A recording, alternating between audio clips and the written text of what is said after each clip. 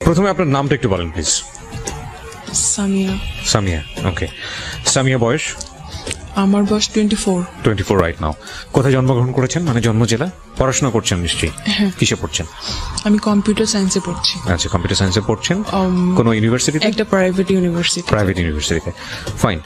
So আপনি এই অনুষ্ঠানটা শুনেই মূলত আপনি ইন্সপায়ার হন এখানে বলার জন্য, এবং অনেকদিন ধরেই শোনেন, যেটা আপনার সঙ্গে আমার আমি অফিসের কথা। একদম ইন্টার ফার্স্ট ইয়ার থেকে আপনাকে শুনি। ওকে, ইন্টার ফার্স্ট ইয়ার থেকে। ঠিক আছে, চলুন শুরু করা যাক। মানে আপনি তো জানেনই আসলে এখানে কিভাবে বলে। আচ্ছা, যাই হোক, একটু ছোটবেলা থেকে একটু টানি। সেটা হচ্ছে প্রথম থেকে আমি আসলে একটু লক্ষ্মী টাইপের ছিলাম, খেলাধুলা কম করতাম এরকম। তো আমার বাবা আমাকে অনেক আদর করতো, অনেক, মানে সবকিছুতে প্রায়োরিটি দিত। আমি ছোটবেলা থেকে একদম ক্লাস 10 পর্যন্ত আমার রোল ফার্স্ট পজিশনে ছিল।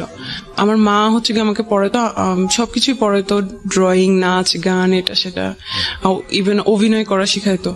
কিন্তু আর আমার বাবা হচ্ছে কি আমাকে ইংলিশ পড়াতো এরকম। আমি স্কুল চেঞ্জ করি, কারণ হচ্ছে কি গ্রামে ভালো সায়েন্স বা এটা সেটা থাকতো না, সায়েন্সের টিচার পাওয়া যেত না। তারপরে শহরের স্কুলে যাই। তো ওখান আমি বাড়ি থেকে তারপরে 3-4 কিলোমিটার দূরে হচ্ছে গিয়ে শহরের স্কুলে একা একা যাইতাম। তো তখনই আমার বাবা আমাকে মোবাইল দিছিল। আচ্ছা আচ্ছা, এই ছোটবেলাতেই? হ্যাঁ, দিছিল, কারণ আমাকে অনেক বিশেষ করতো। আমার মোবাইলটার প্রয়োজনই ছিল, কারণ আপনি কোথায় আছেন, কি করছেন না করছেন, যাতে আমি জানাতে পারি স্কুলে গিয়ে যে আমি আসছি। আবার ওটার জন্য আমাকে একটা পকেটও বানিয়ে দেওয়া হয়েছিল আমার সালোয়ারের মধ্যে লুকায়া, যাতে আমি ওখানে লুকায় রাখতে পারি, কারণ ওটা অ্যালাউ ছিল না স্কুলে। আমার কোনো ফ্রেন্ড জানতো না, কেউ জানতো না, শুধু আমার মা বাবা জানতো। আর হচ্ছে গিয়ে এখন সায়েন্সের টিচার কিভাবে ইয়া করবে, সো অনেক দূর থেকে আরেকটা শহর সাইডে আরেকটা শহরের স্কুল থেকে 2টা টিচার হচ্ছে গিয়ে আমার জন্য ইয়ে করছিল। তো ওই সময়টা, ওটা হচ্ছে 2011 সালে, ওই সময়টা এটা হচ্ছে গিয়ে অন্যান্য গ্রামের অন্যান্য পাড়া প্রতিবেশীরা দেখে এটা খুব ইয়ে হইতো, আল্লাহ এই মেয়েটাকে যে বিদ্যাসাগর বানাবে এরকম খুব ইয়ে করতো আর কি। সবাই অবাক হইতো, মেয়েকে এত পড়াশোনা করায় কি হবে, কি হবে, আপনাকে আমাদের গ্রামাঞ্চলের কথাবার্তা, সামাজিকতা জায়গাটা থেকে অনেক সময় বলা হয়। তখন থেকেই হচ্ছে গিয়ে বিয়ে শাদী। আমার বাবা খুব, আমার এত দূর পর্যন্ত আসার পেছনে আমার বাবা খুব চাইতো যে এটা সেটা হয়ে আছে। যাই হোক, তারপরে হচ্ছে গিয়ে আমার অনেক কষ্ট হয়ে যাইতো, আমি এসেই স্কুল থেকে এসেই সময় পাইতাম না। তারপর 10-15 মিনিট সময় পাইতাম হয়তো খাওয়ার জন্য, তারপরে আবার 2টা টিচার চলে আসতো, আবার ওখানে বসতে হইতো, মানে এভাবে আমি খুব টায়ার্ড হয়ে যেতাম। তো আমার বাবা চিন্তা করলো যে ওখানে বাসা নেই, ওই শহরে ওখানে বাসা নেই, তারপর ওখানে আসা যাওয়া ইয়ে হবে, আর ওখানে ব্যাচে তখন তো অনেক টিচার পাওয়া যাবে ওখানে। তো ওখানে চলে গেলাম ক্লাস 10 বছর। ওখানে থেকেই হচ্ছে গিয়ে ইয়ে করলাম, আমার রেজাল্ট আল্লাহর রহমতে অনেক ভালো হইলো।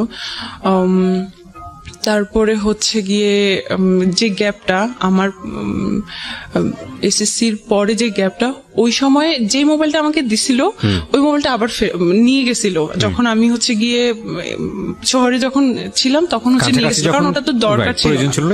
হ্যাঁ, তখন আমি আমার মায়ের ফোন থেকেই লাগলে দরকার হলে ইউজ করতাম। তারপরে হচ্ছে গিয়ে আবার ওইটা আমাকে ব্যাগ দিছিল, ওই ফোনটা। তখন আমার নতুন ফোন, আমি তো সব যাদের ফোন ছিল সবাইকে নাম্বার দিছি, আমি ফোন কিনছি, এই তো সবার সাথে কথা বলতাম, অনেক গল্প করতাম। তো যাদের সাথে আমি আবার একটু লক্ষ্মী টাইপের ছিলাম, বাট হচ্ছে গিয়ে এটা আমার ফ্যামিলিতে সবাই জানতো লক্ষ্মী টাইপের ছিলাম, কিন্তু ক্লাসে আমার অন্যরকম একটা চেহারা ছিল। আমি সবার সাথে একটু ঝগড়া করতাম আর কি, না মেয়েদের সাথে না, কিন্তু ছেলেদের সাথে আমার ঝগড়া লাগতো বেশি। আর ছেলেরা বলছে সারাক্ষণ ক্লাসের মধ্যে কাজ করে এরকম। তো কিন্তু যে ছেলের সাথে ঝগড়া লাগতো বা যে ছেলেরা সাথে আমি কথা বলতাম না, তাদের সাথেও আমি কথা বলা শুরু করলাম। আমার ফোনে জিজ্ঞেস করতাম, তোরা কই ভর্তি হবি, কিসে কিসে ফর্ম তুলছস, এরকম আর কি। তারপরে হচ্ছে গিয়ে এরকম। তো একটা সময় একটা রং নাম্বারে কল আসে, আমাকে বলে যে আমাকে সে চিনে, আমার স্কুলেরই বড় ভাই, মানে আগের ব্যাচের 2010 ব্যাচ। সো আমি আচ্ছা ঠিক আছে, কোত্থেকে নাম্বার পাইলেন বললো, হাবিজাবি বললো আর কি, মানে বুলচুল, মানে কি আমার ভাইয়ের কাছ থেকে না কোথা থেকে নিচে এসে কি, যাই হোক আমি এখন মনে করতে পারতেছি না। তো আমি খুব মানে গল্পবাদ ছিলাম আর মানে খুব টকেটিভ ছিলাম আর মানে সেই রকম কথাবার্তা বলতাম। আমার মা তেমন মানা করতো না কারণ হচ্ছে গিয়ে আমি পড়ার সময় পড়তাম, সবকিছুই আমার ভালো ছিল, কিন্তু ভাবতো যে বাসায় আমার বাবা বাসায় কিন্তু আমাদের ছোটবেলা থেকে টিভি নেই। আমার বাবা বলতো যে টিভি দেখলে ছেলে মেয়েদের পড়াশোনা নষ্ট হয় আর ছেলে মেয়েরা নষ্ট হয়ে যায়। ইভেন আমার নানা বাড়িতে আমাদের কখনো যাইতে দিত না, খুব অন্যরকম ছিল। আচ্ছা যাই হোক, তো বাসায় টিভি নাই, কিছু নাই।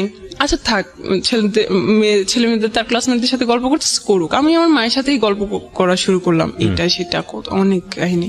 তারপরে হচ্ছে গিয়ে কোনো প্রেমের কথা বলতাম না, অনেক গল্প, মানে কি কোথা থেকে আসে মানে অন্যরকম এইরকম আর কি।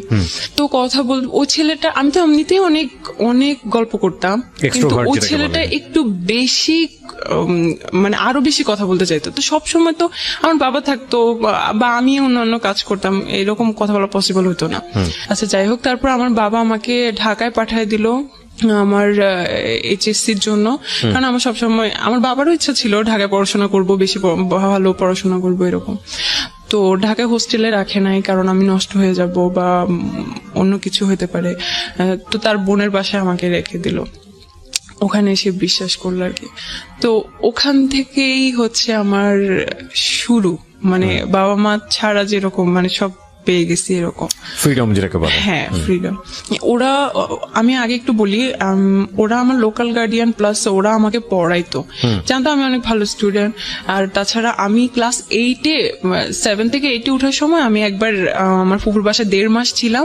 ওই 1.5 মাসে আমার ফুফাতো ভাই দেশে ছিল। আচ্ছা সে এখন হচ্ছে গিয়ে বাইরে। তো আমার ফুফাতো ভাই, ফুফু, তারপর দুলা ভাইয়ের ভাই, উনিও আসতো এই বাসায়। সবাই মিলে একসাথে আমার ম্যাথ বই একদম, কেউ পাটিগণিত ধরতো, কেউ এই চ্যাপ্টার ধরতো, কেউ বীজগণিত ধরতো, কেউ জ্যামিতি ধরতো। একবার মানে ওই 1.5 মাসে আমার সব মানে কভার করে দিয়েছিল আর কি। তো যখন গেছি তখন আবার মানে পড়াশোনার জন্য অন্যরকম। তো 7 তারিখ, মেয়ের 7 তারিখ মেবি, আমার মনে পড়তেছে না, 2012 সালের আমার এসএসসি রেজাল্ট দিছিল। ওই দিনই হচ্ছে কি আমার ভাই দেশে আসছে বিয়ে করার জন্য। কোন ভাই? আমার ফুফাতো ভাই। যে ভাইটা আমার, যার বাসায় আপনি আছেন? হ্যাঁ, যে বাসায় আছি আর কি। তো হচ্ছে কি আমার রেজাল্ট দেখে এত খুশি হয়েছিল, মানে ওনারা সবাই আমাকে নিয়ে অনেক প্রাউড করতো। আর ওই মার্কশিটটা নিয়ে আমার সেই নতুন ভাবিকে দেখা, বলছে দেখো আমার বোন একদম সব সাবজেক্টে A+ পাইছে, শুধু একটুর জন্য ইস এরকম করতেছে, মানে উনি খুব এক্সাইটেড। যাই হোক, তো ওই ছেলেটার সাথে আমার কথা চলতেই আছে।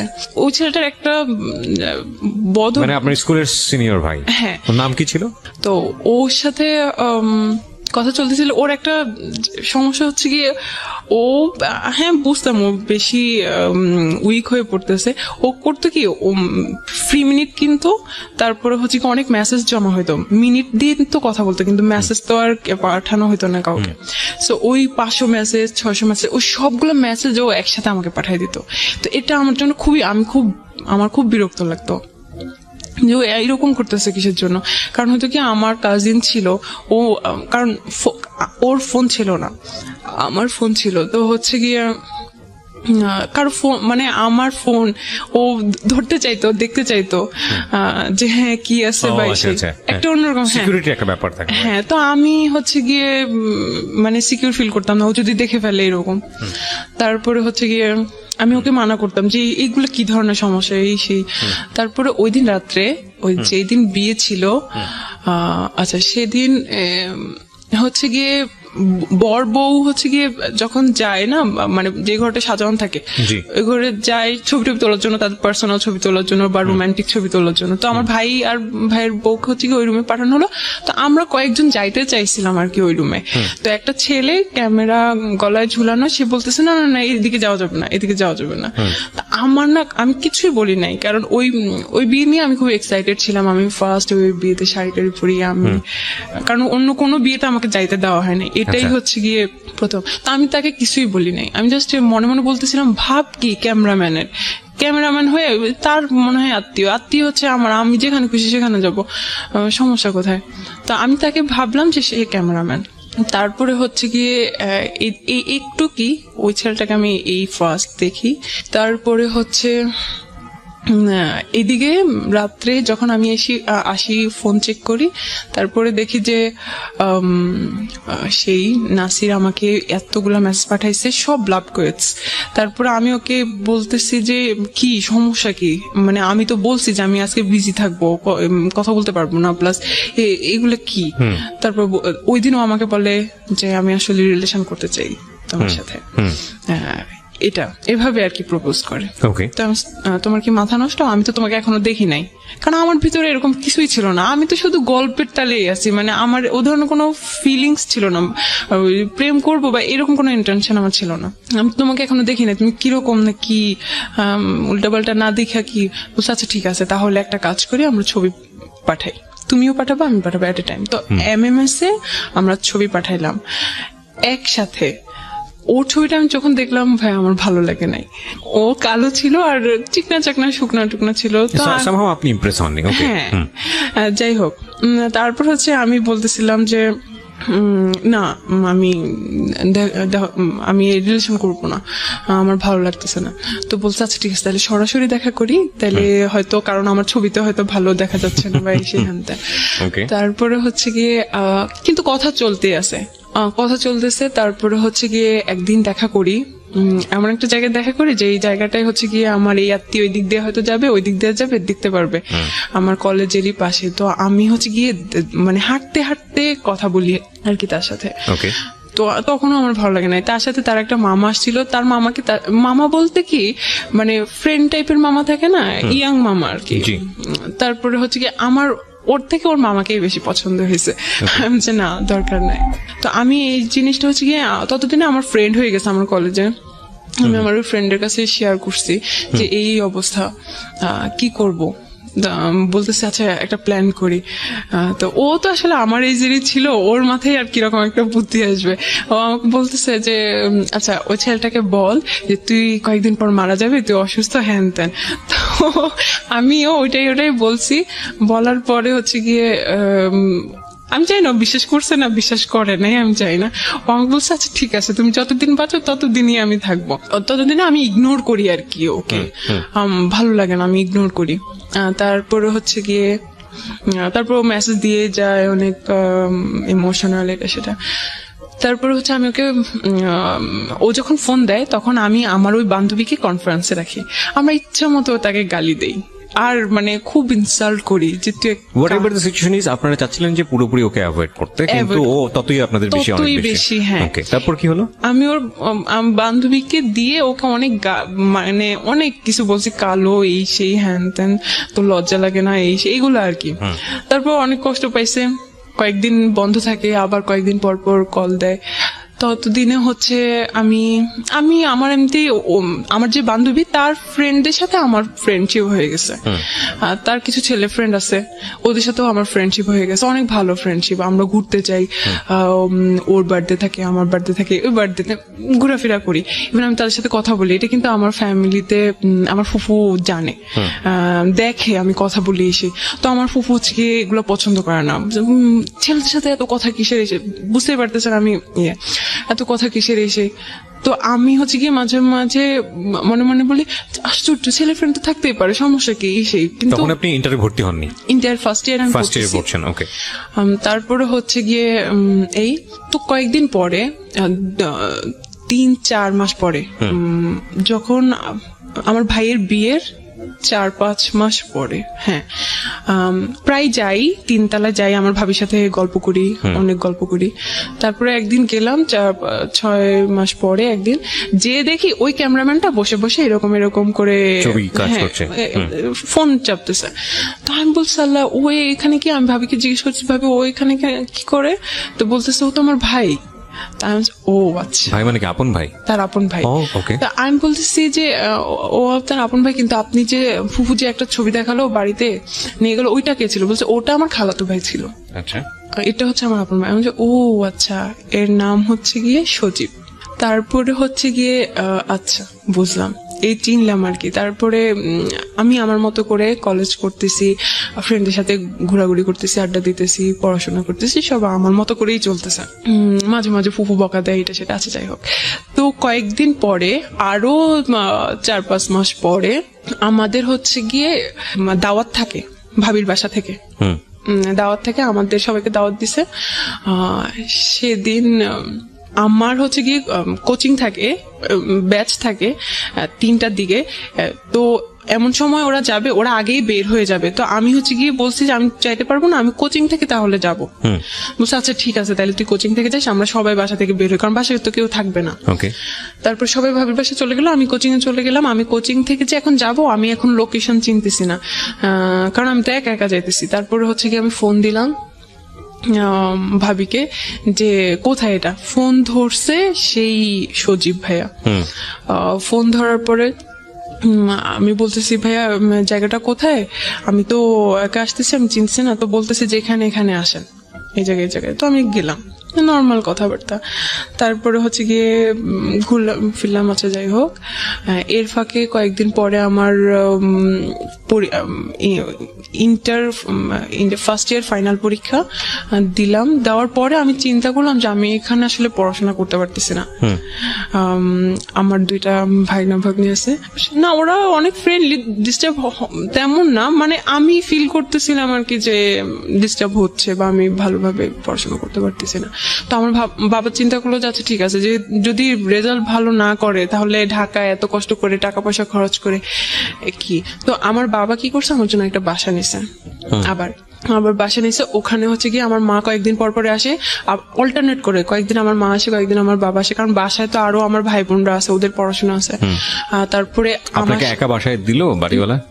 হ্যাঁ, আমার বাবা মা তো যায়। ও আচ্ছা আচ্ছা, মানে অল্টারনেট করে, হ্যাঁ ফ্যামিলি বাসা। তারপরে হচ্ছে গিয়ে যদি আমার বাবা মা না যেতে পারে, আমার বড় একটা আপুকে পাঠিয়ে দেয়, মানে অল্টারনেট করে কেউ থাকে।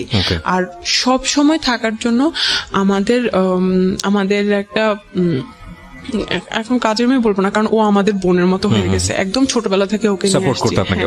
তো ওকে পাঠিয়ে দিয়েছে, কারণ যাতে খাওয়া দাওয়া, জামা কাপড় ধোয়া, এভরিথিং যাতে ও করে, আমি যাতে শুধু পড়াশোনা করতে পারি। আমার হচ্ছে টেস্ট পরীক্ষার কিছুদিন আগে হচ্ছে কি আমি ফেসবুক আইডি খুলি, মানে ওর সাথে কথা হয়, একটু কথা হয়, বেশি একটা কথা বলি না। আমি ওকে বুঝাই যে না এটা হবে না, আমি পারবো না। তারপর বলছে আচ্ছা ঠিক আছে, আমি তোমার সাথে একটু কথা বলি। মানে ও অনেক হেল্পলেস ছিল। আচ্ছা যাই হোক, হেল্পলেস বলতে ও অনেক ইমোশনাল ছিল, কিন্তু কিছু করতে পারতেছে না বলে অ্যাটলিস্ট চাইতো যে অ্যাটলিস্ট তাহলে কথা বলি, এরকম। যাই হোক, তারপরে আমি ফেসবুক আইডি খোলার পর তো এখন আরো খুশি। হ্যাঁ, ফেসবুকে আমার একে তাকে হচ্ছে কি অ্যাড করা শুরু করছি। দেন আমি ভাবিকে বলে আমার ফেসবুক আইডি খুলছি, রিকোয়েস্ট দিছে আপনি ইয়া করেন। ইভেন ভাবির আইডি থেকে আমি কেউ রিকোয়েস্ট পাঠাইছি, বলতেছে যে কে রিকোয়েস্ট পাঠানোর পরে আমি বলছি যে এরকম আমি আপনার আপুর ননদ। তো বলছে আচ্ছা ঠিক আছে, একটু কি কথা হয়েছে। তারপরে আমার রেজাল্ট দিল, আলহামদুলিল্লাহ ভালো। আমি মেডিকেলের জন্য প্রিপারেশন নিতে থাকলাম। ওই সময় আমি ফেসবুকে ছবি টবি আপলোড করি, কমেন্টে উনি একটু কমেন্ট করে, কমেন্টে কথা হয়, এমন টাইপের কমেন্ট করে যেটাতে আমার অ্যান্সার দিতে হবে, মানে আমিও যাতে রিপ্লাই দেই, এরকম টাইপের। তো উনি অনেক ভালো বাংলা জানে। আচ্ছা, উনার বাংলা মানে বুঝতে গেলে আমাকে সারাদিন লাগতো উনার অ্যান্সার তৈরি করতে, তারপর আমি একটা অ্যান্সার দিতাম এমন। তারপর আপনার ভাবির ভাই, তাকে আমার অনেক ভালো লাগতো বলতে উনি খুব পার্সোনাল, মানে আপনার কাছে মনে হচ্ছে পার্সোনালিটি সম্পন্ন একজন মানুষ। হ্যাঁ, ওকে। বাসার সবাই উনাকে অনেক ভালো জানতো। তো কিন্তু আমি ভাইয়া হিসেবে দেখতাম, ওগুলো আমার মাথায় ছিল না। তারপরে টুকটাক কথা হয়, এখন কথা আস্তে আস্তে বাড়তেছে, প্রতিদিনই কথা হয়, কিন্তু 1-2টা মেসেজ এরকম আর কি, প্রতিদিন কথা। জি। তারপরে হচ্ছে একদিন সে আমাকে বলে আপনার ফোন নাম্বারটা দিয়েন। আমি যে হ্যাঁ, আপনি তো ভাবির কাছ থেকে আমার ফোন নাম্বার নিতে পারেন। বলছে আসলে এটা খুব ডিসঅনেস্টি হয়ে যায়, আপনি নিজেরটা নিজেই দেন। আমি যে এত ঢং করার তো কিছু নেই, আচ্ছা ঠিক আছে নেন, আমার তো কোনো সমস্যা নেই। তারপর সেদিন আমাকে একটা জাস্ট মিস কল দেয়, এই ফার্স্ট উনি আমাকে আমার ফোনে মিস কল দেয়, একটা চলেন দেখা করি। আমি যে হ্যাঁ আপনি বাসায় আসেন, বাসায় আসলেই তো আমাকে দেখতে পারবেন, কথা হবে। বলছে সব কথা কি আর বাসায় বলা যায় সবার সামনে? ওকে। তো তখন আমি বুঝলাম যে উনি ফ্লার্টিং করতেছে। তারপরে মাঝে মাঝে উনি বলতো যে আমার এই জিনিসগুলো ভালো লাগে না, ওই জিনিসগুলো ভালো লাগে না। আমি মাঝে মাঝে বলতাম উনি এত লাইকস ডিসলাইকস বলার তো দরকার নেই আমাকে। তারপর হচ্ছে গিয়ে বলতো যে বহুগামিতা, একটা মেয়ে যে অনেকজনের সাথে রিলেশন করে এট এ টাইম, এই জিনিস ওনার পছন্দ না, এগুলা বলতো। তো আমি হ্যাঁ এগুলা তো আসলে চিটিং, এগুলো আমারও পছন্দ না। উনিও কিন্তু জানতো, উনিও দেখতো যে আমি আসলে কথা বলি, আমার অনেক ফ্রেন্ড সার্কেল আছে। আচ্ছা। একদিন আমি আমার কাজে যাই, আমি তখন হচ্ছে কি ভার্সিটি কোচিং করতেছি, শেষ পর্যায়ে আর কি, আমি মেডিকেলে চান্স পাই না তেন। তো উনি একদিন আমি বাইরে যাই আমার কোচিং এর কাজে, তখন আমাকে সেকেন্ড কল করে, আচ্ছা। বলছে আপনি কোথায়? আমাকে বেআইন বলে ডাকতো, বেআইন আপনি কই, এরকম। তা আমি বলতেছি যে এই তো আমি কাজে আসছি এখানে। বলছে আল্লাহ আপনি ওখানে দাঁড়ান, আমিও আসতেছি, দেখা করি চলেন। আচ্ছা। আমি বলছি না না দরকার নেই প্লিজ, কেউ দেখে ফেলবে, সমস্যা, বাইরে দেখা করা ঠিক না, আপনি বাসায় আসেন। বলছে না সমস্যা না, আপনি থাকেন, কেউ দেখবে না। ওই দিন শুক্রবার ছিল। আচ্ছা। দেন হচ্ছে কি উনি আসে, আমি আচ্ছা ঠিক আছে আপনি একটু ওয়েট করেন, আমি একটু কাছে নিয়ে বলছি আচ্ছা ঠিক আছে আপনি সময় নেন। আসলে কিন্তু উনি ওখানে ছিল না, উনি একটু দূরে ছিল, ওখান থেকে আসতেছে, কিন্তু বললো যে ওখানেই আছে। তারপরে হচ্ছে গিয়ে দেখা হইলো, তো বলতেছে যে কই যাই বলেন, এখানে তো রিস্কি, এখানে তো কথা বলা যাবে না, চলেন বসি কোথাও কথা বলি। তাই আমি বলছি, কোথায় যাবেন?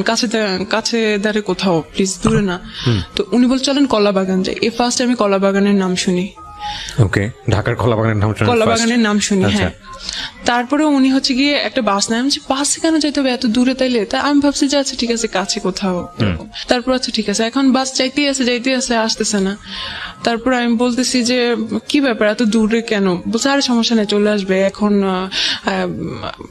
জ্যাম তো রাস্তায়, হ্যান ত্যান এসে এগুলো বলতেছে।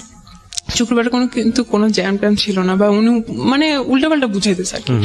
তো উনি এর আগে আমাকে বলছিল যে বেআইন একটা গার্লফ্রেন্ড জোগাড় করে দিয়েন, এই সেই হ্যান ত্যান। তা আমি বলতেছি আমার একটা ফ্রেন্ড আছে, প্রেম করবেন, একটা নাম ওকে আমি বললাম, ছবি দিলাম কি ওর সাথে আমার ছবি আমি ফেসবুকে অলরেডি আপলোড করছিলাম। মানে এটা তো আলটিমেটলি আপনার ফ্রেন্ড আপনাকে বলে না যে সে কারোর সঙ্গে লাভ করবে, আপনি এমনিতেই এটা বলেছেন? আমি ওকে বলতেছি করবেন নাকি, তা আমি ওকে বলবো এরকম। তো বলতেছে যে আমি ওকে বলছি যে আমার এরকম একটা বেআই আছে, এরকম বলছে, ওরে দিস আমাকে, মানে দেখি কথা বলি, আগে ইয়ে দিস, ফেসবুক আইডি দিস, আমাকে বলিস রিকোয়েস্ট পাঠাতে। এখন তার ইগোতে প্রবলেম, কেন আমি রিকোয়েস্ট পাঠাবো? তাকে বললেন আমার কথা, সে জানি আমাকে রিকোয়েস্ট পাঠাবে। আমি এটা কোনো কথা? আপনি প্রেম করবেন, আপনি নিজে থেকে যাই করেন, আমি এত কিছু করতে পারবো না। ওকে, তারপর এটা কি আপনার ফ্রেন্ডকে বলা ছিল নাকি জাস্ট আপনারা নিজেরাই কথোপকথন না করছেন? না, আমি আমার ফ্রেন্ডকেও বলছি যে আমার একটা বেআই আছে, এরকম সে তোমার ব্যাপারে ইন্টারেস্টেড? হ্যাঁ, তোকে পছন্দ করে, প্রেম করবি? তো বলছে ওকে আমাকে মেসেজ পাঠাতে বললো। তারপর আমি বলছি যে প্লিজ আপনি হাই পাঠান, তাইলে কথা, বা রিকোয়েস্ট পাঠান। তো সে মনে হয় রিকোয়েস্ট পাঠাইছে কিনা আমি আসলে ভুলে গেছি, রিকোয়েস্ট পাঠাইছে মনে হয়, ও মনে হয় অ্যাকসেপ্ট করে নাই, বা মেসেজের আসে, বা এরকম কিছু একটা, যাই হোক। তারপরে হচ্ছে গিয়ে তো যখন বাসে আমরা পাশাপাশি বসে আছি, তখন হচ্ছে গিয়ে বলছে আপনার সেই ফ্রেন্ডটাকে আবার দেখি। তো আমি হচ্ছে কি মোবাইল নিয়ে এভাবে দেখাইতেছি আর কি, দেখেন সে কি করতেছে, মোবাইলটা কেমন যেন একটু হাতাহাতি, আমার মোবাইল টেনে নিয়ে উনি আরো ছবিগুলা চেক করতেছে। আমি বলছি ভাই এটা কি ধরনের, আপনি আমার হাতে থাকুক, আপনি এইভাবে দেখেন। তারপরে আরো ছবি যে চেক করতেছে, ওখানে আমি সহ যে ছবিগুলা, ওগুলাকে ভালো করে জুম করে করে আমার ছবিগুলো দেখতেছে। হ্যাঁ এই মেয়েটাও ভালো। তারপরে হচ্ছে গিয়ে আমি বলছি দেখেন ভালো লাগতেছে না, আপনি ফোন দেন, বলে নিয়ে গেছি আমি, এরকম, যাই হোক। তারপর ওখানে নামছি, নেমে দেখি এটা হচ্ছে ধানমন্ডি লেক আমি চিনি, ওটাকে রবীন্দ্র সরোবর বলে। আমি আমার মামা আর মামার গার্লফ্রেন্ডের সাথে ওখানে গেছিলাম। তারপরে হচ্ছে গিয়ে আপনি আমাকে ধানমন্ডি লেকে নিয়ে গেছেন, বলছে আপনি জানেন না এটাকে কলাবাগান বলে। এসে বলছে না আপনি তো আমাকে বলেন নাই। তারপর আচ্ছা যাই হোক, বলছে আচ্ছা ঠিক আছে একটু থাকি তারপর চলে যাবো। আমি আপনি আমাকে এত দূরে নিয়ে আসছেন, আমাকে এখনই যাইতে হবে, এরকম আমি ইয়ে করতেছি। তারপর হচ্ছে গিয়ে ওখানে আমরা 10-15 মিনিট বসি। ওখানে যে বসি আমার মুখে মুখোশ দেওয়া ছিল, তো উনি বলছে আমি এরকম মুখ না দেখে কথা বলতে পারি না। উনি খুব কেমন যেন, মুখোশ না বলে নেকাব বলি, হ্যাঁ নেকাব ছিল, মুখোশ সাউন্ড ব্যাড। তারপরে হচ্ছে গিয়ে বলছে আমি এভাবে না দেখে কথা বলতে পারি না। আমি আপনার সমস্যা কি, আপনি এরকম করতেছেন কেন, এরকম হাতাহাতি করতেছেন কেন, আমার কাঁধের উপর হাত দিতেছে।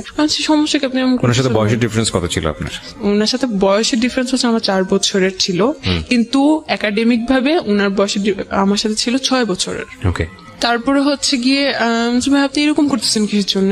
তারপর উনি মনে কিছু বলতে চাচ্ছে কিন্তু কিছুই বলতেছে না, ওনার অ্যাটিটিউড গুলো আমার ভালো লাগতেছে না। আমি খুব করি, আপনি এখন যাবেন, আমার দেরি হয়ে যাইতেছে, ফুপু বকা দিবে। তারপরে হচ্ছে কি উনি একটা সিএনজি নেয়, সিএনজিতে করে আমরা যাচ্ছি, যাওয়ার সময় এখন সিএনজিতে সে আমার হাত ধরে, শক্ত করে ধরে রাখে। আমি এখন হাত ছোড়াছুড়ি করতেছি যে আপনি ছাড়েন, এমন করতেছেন কেন, আমার ভালো লাগতেছে না। তো বলছে আমার দিকে তাকাও। ওই ফার্স্ট উনি আমাকে তুমি করে বলছে, এর আগে কিন্তু আপনি আপনি করে বলতো। তারপরে হচ্ছে গিয়ে আমার দিকে তাকাও বলে হচ্ছে গিয়ে আমার হাত ওনার বুকের উপর রেখে বলতেছে, কিছুই বলতেছে না, বলতেছে ওনার দিকে তাকাইতে। আমি তাকাই দেখি যে ওনার চোখ অনেক লাল হয়ে আছে, মানে একটু পানি পানি হয়ে আছে। সিএনজি ওয়ালা তখন কি করছিল? ড্রাইভ করছিল না পিছনে? হ্যাঁ, সিএনজি ওয়ালা তো ড্রাইভ করতেছিল,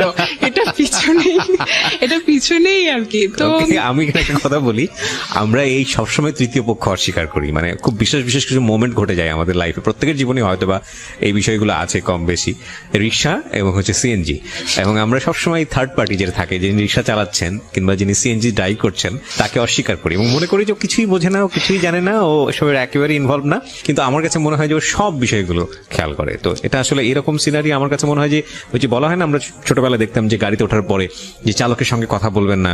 কথা কেন বলবো না? কারণ এটা কথা বললে তার কনসেন্ট্রেশন নষ্ট হতে পারে, এটা অ্যাক্সিডেন্ট ঘটে যেতে পারে। তো আমার কাছে কেন জানি মনে হয় এইরকম সিচুয়েশন সিএনজি কিংবা রিক্সাতে ঘটানো, এটা কথা বলার চাইতেও ভয়ঙ্কর রকমের দুর্ঘটনার মুখোমুখি আমরা হয়ে যেতে পারি, কারণ তখন ফুল কনসেন্ট্রেশনটা তার পিছন দিকে চলে আসে। সো এগুলো না করাটাই বেটার। ওকে, যাই হোক, বলেন তারপর হচ্ছে গিয়ে তো আমি বুঝলাম যে আসলে উনি রিলেশন করতে চাচ্ছে বা উনি আমাকে পছন্দ করে এরকম কিছু, বাট উনি কিন্তু এরকম মুখে কিছুই বলে নাই, শুধু চোখ লাল এটা দেখাচ্ছে। হ্যাঁ, আমি নিজেই সব বুঝে নিছি, এরকম একটা অবস্থা। তা আমি জাস্ট ওনাকে একটাই কোশ্চেন করছি যে এটা কিভাবে সম্ভব, আপনি কি পাগল হয়ে গেছেন, এটা কিভাবে সম্ভব, আমাকে তো মেরে ফেলবে, সিডর হয়ে যাবে, ঘূর্ণিঝড় হয়ে যাবে বাসায়। তারপর বলতেছে আমি সবকিছু ম্যানেজ করবো। আমি বলতেছি কি ম্যানেজ করবেন আপনি? বলছে আমার ফ্যামিলির কেউ তোমাকে কিছু বলবে না, কারণ সবাই উনাকে অনেক প্রায়োরিটি দেয়, উনি একমাত্র ছেলে। আচ্ছা, ওভার কনফিডেন্ট। হ্যাঁ, তারপরে হচ্ছে গিয়ে আমি বলছি আপনার ফ্যামিলি আপনি রাখেন আপনার কাছে, কিন্তু আমার ফ্যামিলি তো জীবনও মানবে না। বলছে আমি ওটাও ম্যানেজ করব একদিন। আচ্ছা, তারপরে হচ্ছে গিয়ে এভাবেই চলতে থাকলো। আমি বাসায় গেলাম, বাসায় গিয়ে আমি চিন্তা করতেছি যে আসলে আমি কি করতেছি। উনি কিন্তু দেখতে অতটা সুন্দর না, বাট উনার কথাবার্তা, উনার কথার স্টাইল, তারপর অনেক যুক্তি সহকারে কথা বলতো। আপনি ওনার পার্সোনালিটি আপনার ভালো লাগতো? আমার খুবই ভালো লাগতো। বাসে যে আমি চিন্তা করলাম উনি হয়তো আমার রিলেটিভ, উনি আমাকে ধোকা দিবে না, কারণ আমি ততদিনে বুঝে গেছি ঢাকায় কি হচ্ছে না হচ্ছে, রিলেশন মানে কি, বা কয়েকদিন নিয়ে করে টাইম পাস করে চলে যায় সে। উনি আমাকে হয়তো ধোকা দিবে না, ওনার কাছে আমার প্রায়োরিটি থাকবে, ছেড়ে যাবে না। তাছাড়া ওনার সাথে আমার বয়সে ভালোই ডিফারেন্স আছে, উনি ভালোভাবে স্টাবলিশ হতে পারবে, হয়তো আমি ভালো থাকবো। এই চিন্তা করে আমি শুরু হইলো রিলেশন। মানে আপনি ওকে করলেন ফাইনালি? ঠিক আছে, আমার দিক থেকে ওকে। তখন আপনি ইন্টার সেকেন্ড ইয়ারে পড়ছেন না ফার্স্ট ইয়ারে? তখন হচ্ছে গিয়ে ইন্টারমিডিয়েট শেষ, আমি ভার্সিটিতে ভর্তি হব আর কি নভেম্বর। মানে অ্যাডমিশন টেস্টের জন্য প্রিপারেশন নিচ্ছেন ওই সময়টাতে? হ্যাঁ, পরের দিনই আমরা ঘুরতে যাই কোথাও। আমি তখনও বুঝে উঠতে পারি নাই জিনিসটা কি, একটা পাবলিক প্লেসে একটা পার্ক, বাট রাস্তা আর কি ভিতরের দিকে না, রাস্তার দিকে মানুষ যাওয়া আসা করতেছে, অনেকে জগিং করতেছে, সেই ওই জায়গায় সে আমাকে টান দিয়ে ধরে হচ্ছে গিয়ে ফার্স্ট কিস করে। আমি খুব শকড হই, মানে আমি খুবই লজ্জা পাই, আমার হাত পা তখন কাঁপতে থাকে, খুবই অবস্থা খারাপ, কারণ আমি তখনও ভাইয়া ডাকি, আমি 3 মাস পর্যন্ত ভাইয়াই ডাকতেছিলাম। Basically he was super fast, এবং আপনার জায়গা থেকে আপনি একদম, হ্যাঁ, আমি খুব মানে শক হই আর কি। যাই হোক, ফার্স্ট থেকে আমি দেখছিলাম উনি খুব অন্যদিকে আর কি, তো আমি ভাবছি উনি বলতো যে ইন্টেন্স গুলো ভালো লাগতো না, কিন্তু তারপর দিকে আমি চিন্তা করতাম আচ্ছা ঠিক আছে, সে তো আমার বয়ফ্রেন্ড, বা আচ্ছা ঠিক আছে, আমি পরে এটাকে আবার ইজি ভাবে নিতাম, কিন্তু ফার্স্ট ভালো লাগতো না। পরে তারপরে হচ্ছে গিয়ে কথাবার্তা হয়, সবই ভালো, ঠিক আছে। 2 মাস পরে সে না অন্যদিকে কথাবার্তা বলে, অন্য কিছু চায় আর কি। তো আমি বলতেছি ঠিক আছে, আপনি তাহলে আমাকে বিয়ে করেন। তো বলতেছে যে বিয়ে জিনিসটা কি? বিয়ে কি মানে? বলতেছে যে আমি যদি বলি হ্যাঁ, তুমি যদি রাজি থাকো, তাহলে এটাই বিয়ে, এটাই। এটা কোনো কথা, কোনো লিগেল কিছু নেই। সে বলছে লিগেল কি, ওটা জাস্ট আ পেপারস। তুমি তোমার বাবা মায়ের কাবিননামা দেখছো কখনো? তার মানে কি তারা লিগেল না? এরকম তুমি তোমার দাদা দাদির ম্যারেজ সার্টিফিকেট দেখছো, তার মানে ওরা লিগেল না, এরকম উদ্ভট লজিক দিত। তো মাঝে মাঝে আমি খুব বলতাম এগুলো উল্টাপাল্টা লজিক দিতেছেন কিসের জন্য, মাঝে মাঝে ইয়ে করতাম, মাঝে মাঝে ও আমাকে এমন ভাবে বুঝাই দিত যে ওটাই সঠিক, আমি ওটাই বুঝতাম। তারপরে আচ্ছা ঠিক আছে হইলো কিছু একটা, তারপরে হচ্ছে গিয়ে আমি তখন থেকে ভাবতাম ওকে সে আমার হাজবেন্ড। মানে ওর প্রস্তাবে আপনি আলটিমেটলি সামহাউ আমাকে ওভাবেই তৈরি করে নিছে, ওভাবেই আমার মাথার মধ্যে দিছে তুমি আমার ওয়াইফ, আমি তোমার ইয়ে, এটাই হচ্ছে গিয়ে বিয়ে। ওকে, সো আপনি এটা এগ্রি করেছেন? হ্যাঁ, কারণ আমাকে এমন ভাবলো, আমি যখন জিজ্ঞেস করতাম এইটা তাহলে কি, ওইটা তাহলে কি, ও ওভাবেই বুঝাই দিত সুন্দর করে। ওকে, একটা 3-4 মাস পরে হচ্ছে গিয়ে ও এগুলা আমার ফ্রেন্ড সার্কেল এগুলা নিয়ে ইয়া করতো। আমি হচ্ছে গিয়ে আমি খুব গল্প পাচ্ছিলাম বলতাম না, আমি হচ্ছে গিয়ে ও খুব কম সময় দিত আমাকে, যদি দিনে 1 মিনিট কথা হইতো আমি ভাবতাম যে অনেক কথা হয়ে গেছে এরকম। বাট ডাকার সময় যখন দেখা করতাম, ডাকার সময় ওই পর্যন্তই, ওগুলা ঠিক আছে, তেমন কোনো কথাবার্তা নাই, শুধু ওই জন্যই ডাকতো আর কোনো কথাবার্তা নেই। ওকে, বলতো আমি বিজি, আমি অফিসে এই সেই হ্যানতেন। অফিস করতো, হ্যাঁ আমি বিজি এই সেই হ্যানতেন, আমি পারি না, বসরা থাকে সামনে, কলিগরা থাকে, কথা বলতে পারি না। তার 1 মিনিটও দিনে ইয়ে হইতো না। আমি বলতাম সিগারেট খাওয়ার টাইম তো অ্যাটলিস্ট আমার সাথে কথা বলতে পারেন, আমি আপনি করে বলতাম, কখনোই তুমি করে বলি না, অনেক অনেক সম্মান করতাম, যা বলতো তাই বিশ্বাস করতাম যে ওটাই রাইট বলতে। আর মাওলানা তারপরে হুজুর এদের বিরুদ্ধে অনেক কথা বলতে, ওদের এইসব জিনিস আমার ভালো লাগে না। এরা এখন নতুন নতুন এইসব রুলস তৈরি করে, ধর্ম ব্যবসা করে, এই সেই এগুলা। তা আমি বলতাম ও আচ্ছা হ্যাঁ ঠিক আছে, এমন ভাবে বুঝাই দিত, আচ্ছা আমি ওভাবে ইয়ে করতাম। তো আমি একদিন ওকে ইয়ে করতেছি যে আমার একটা ফ্রেন্ড অস্ট্রেলিয়ায় গেছে স্টুডেন্ট ভিসায়, ও অনেকদিন পর আমাকে ইয়ে করছে, নক করছে, আমি কথা বলতেছিলাম আমার সাথে, তখন থেকে রিয়াকশন শুরু। তো বলতেছে যে একটা ভদ্র ঘরের মেয়ে কি এরকম করে কথা বলে, তুমি তো একটা এরকম খারাপ এই সেই। হোয়াটসঅ্যাপ বন্ধ, হোয়াটসঅ্যাপ চালাইতাম, হোয়াটসঅ্যাপ বন্ধ। মানে তখন আপনার উপরে কর্তৃত্ব খাটানো শুরু করলো? আল্লাহ, এটা তো হচ্ছে গিয়ে 1 মাস পর থেকেই, 1 মাস পর থেকে। তো আমি ভাবতাম যে এটা হচ্ছে, কারণ হাজবেন্ড তো হাজবেন্ড টাইপ, কারণ মানে আমি ভাবতাম যে হ্যাঁ ঠিক আছে, এটাই মনে হয় অনেক কেয়ার করে, অনেক লাভ করে, আমি ওটাকে খুব ইজি ভাবে দেখতাম। তারপরে হচ্ছে গিয়ে একদিনে যাওয়ার আগে আমি একটা কথা বলি, সেটা হচ্ছে যে এটা বোধহয় বাই ন্যাচারালি সত্য। অ্যারিস্টোফেনাস নামে খুব বড় একজন ফিলোসফার ছিলেন, আমি যদি ভুল না করে থাকি নামটা, তার একটা লেখাতে পড়েছিলাম যে বেসিক্যালি গার্লস যে কোয়ালিটি, সেই কোয়ালিটিতে কিছু কিছু জিনিস গার্লসদের মধ্যে সেম, মানে মেয়েদের মধ্যে এই জিনিসটা সেম, মোরাললেস। সেটা হচ্ছে দে আর ভেরি মাচ ইমোশনাল, এবং আবেগ দিয়ে তাদের পুরো দুনিয়াটা নিয়ে নেওয়া যায়। হ্যাঁ, আপনি যদি মানে আমি এখানে অনেক মেয়েরাই শুনছেন, সে কারণে হয়তো বা শুনে সতর্ক হবেন। সেটা হচ্ছে একটা ছেলেকে বোঝার জন্য বা একটা মানুষকে জীবনে পারফেক্টলি নেয়ার জন্য অনেকগুলো বিষয় যাচ করতে হয়। তার আগে জীবনের শ্রেষ্ঠ সম্পদটা, যেটা আমাদের রিলিজিয়নে নিষেধ করা হয়েছে, যেটা আমাদের আইনত যায় না, সামাজিকতার জায়গা থেকেও অসামাজিক মনে করা হয়, এই বিষয়গুলো লেনদেনের জায়গাটায় না যাওয়াটাই উত্তম। কেন বলছি যে ছেলেরা, এটা অনেক ছেলেরা আছে খুব ভালো করে এটা জানে যে একটা মেয়েকে পাওয়ার সর্বোচ্চ জায়গাটা হচ্ছে তাকে ইমোশনালি ট্রাই করা, এবং একটা মানুষকে যখন ইমোশনালি উইক করে ফেলা হয় তখন তার সবকিছুই পাওয়া যায়, এবং সেক্ষেত্রে ইমোশনালি তাকে ওই হাজবেন্ড বানানো, ইমোশনালি তাকে লাভ করা, এবং তারপরে তার যেটা হাসিল করা, এবং হাসিল করে সেখান থেকে সরে পড়া, এবং এগুলো আসলে আমাদের সমাজে অহরহ হচ্ছে। আর এই স্টোরিটা আসলে কোথায় গিয়ে দাঁড়িয়েছে সেটাও আমরা দেখাবো আপনাদেরকে। আমি আরেকটু বলতে চাই, তবে সেই বলার জায়গাটা ওনার বলার পর।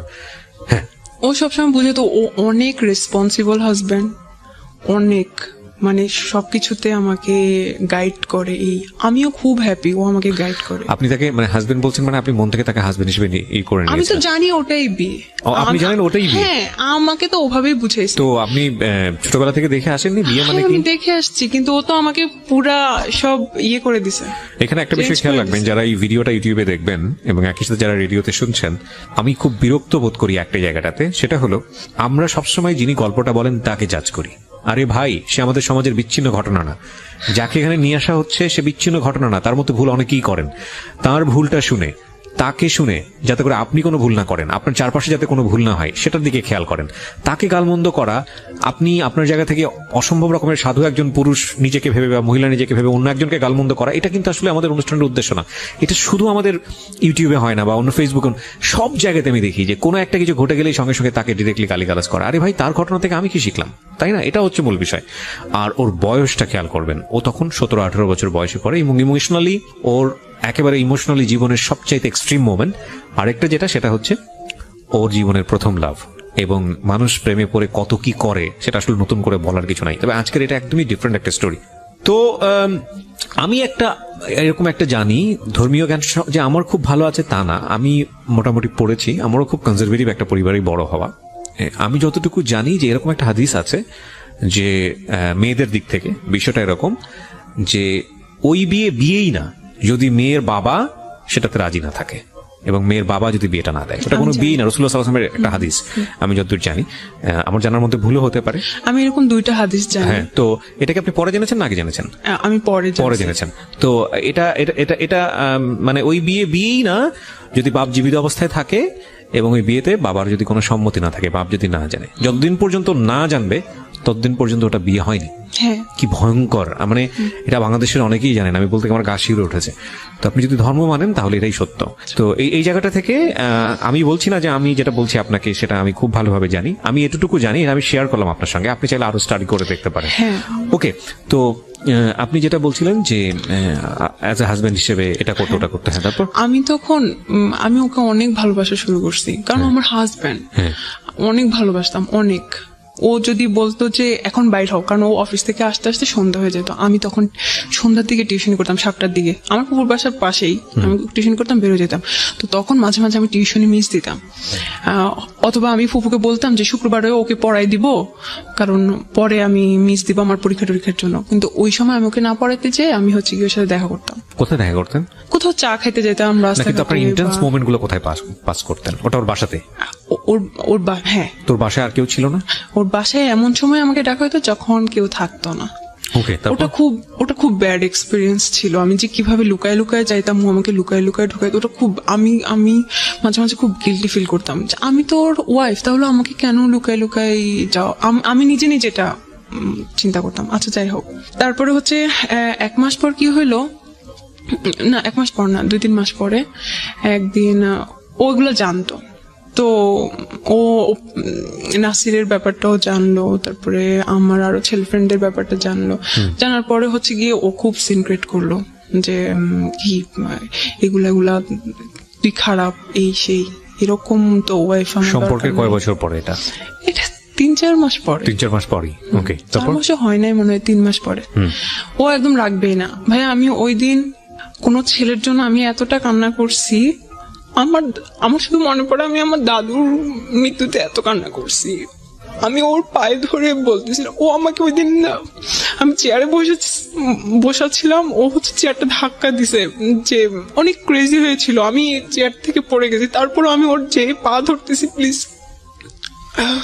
এরকম কিছু করেন না, আমার লাইফটা শেষ হয়ে যাবে। তারপরে উনি কোনোভাবেই করে নাই।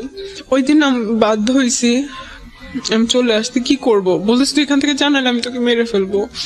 তারপর হচ্ছে গিয়ে আমি চলে গেছি বাসায়। আচ্ছা, আমি একটা কথা আপনাকে জিজ্ঞেস করি। একটা যেটা হচ্ছে যে বিয়েটার কথা উনি আপনাকে বলে আপনাকে এই কাজটা করিয়েছে, সেই বিয়েটা নিয়ে আপনার সন্দেহ ছিল বা আপনি হিপ্নোটাইজ ছিলেন, আমি যে কথাটা যদি মেনেই নেই, তাহলে আপনার ভিতর থেকে কি কখনো এরকম একটা প্রশ্ন আসেনি, প্রচলিত বিয়ে আমাদের যেটা বোঝায় ধর্মীয় রীতি অনুযায়ী, ওই বিয়েটা তুমি যেহেতু করছো তাহলে প্রচলিত বিয়েটাও করে ফেলো, এখানে সমস্যাটা কোথায়? কিন্তু সেটা এখন করব না, কারণ হচ্ছে গিয়ে এটা জানাজানি হয়ে যাবে ফ্যামিলিতে, আমাদের রিলেশন নষ্ট হয়ে যাবে, তোমার এখনো পড়াশোনা বাকি আছে। জানাজানি হবে ফ্যামিলিতে, যে পরেই যেহেতু করবা, তো বিয়ের পরের যেসব বিষয়গুলো সেগুলো বিয়ের পরে করো, বিয়ের আগে করার দরকারটা কি?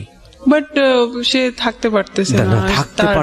বিষয়টা হচ্ছে actually this is a very simple logic. একটা ছেলে এবং একটা মেয়ে পরিণত বয়সে পাশাপাশি থাকলে যেই ঘটনাগুলো ঘটার কথা, মূল যে জায়গাটায় গিয়ে সবকিছু থামে, যে জায়গাটায় গিয়ে আসলে সবকিছু স্ম্যাশড হয়, সেই জায়গাটাই যাওয়ার রাস্তাটাই আসলে হচ্ছে হলো দুইজন পাশাপাশি থাকা।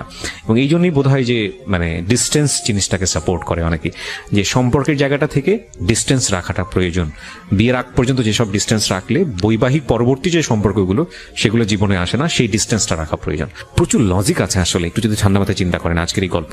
তারপর কি হলো, আপনি মেনে নিলেন এটা? তারপর আমি চলে গেলাম বাসায়। আর হচ্ছে কি ওই 1 মাস আমার লাইফের খুব টার্নিং পয়েন্ট ছিল ভাইয়া। তখন হচ্ছে কি আমি যখন ভার্সিটিতে, তখন নতুন নিউ সেমিস্টার, তখন আমাদেরকে মাত্র সি প্রোগ্রামিং শেখাচ্ছে। আমি কিন্তু খুব ভালো স্টুডেন্ট, আমার ভিতরে একটা কম্পিটিশন নিয়ে, আবার যে ওখানে আমাকে ফার্স্ট হইতে হবে, এইরকম একটা মেন্টালিটি নিয়ে আমি ওখানে ভর্তি হয়েছি। ওই প্রোগ্রামিং আমার আর শেখা হয় নাই। ওই 1 মাসে অলরেডি ওরা অনেক দূর আগে গেছে, আমি এখন পর্যন্ত শিখতে পারি। মানে ওটা আমার লাইফে ওটা আমার লাইফে লাইফের সবচেয়ে বেশি মানে আফসোস যে আমি সি প্রোগ্রামিং শিখতে পারি না।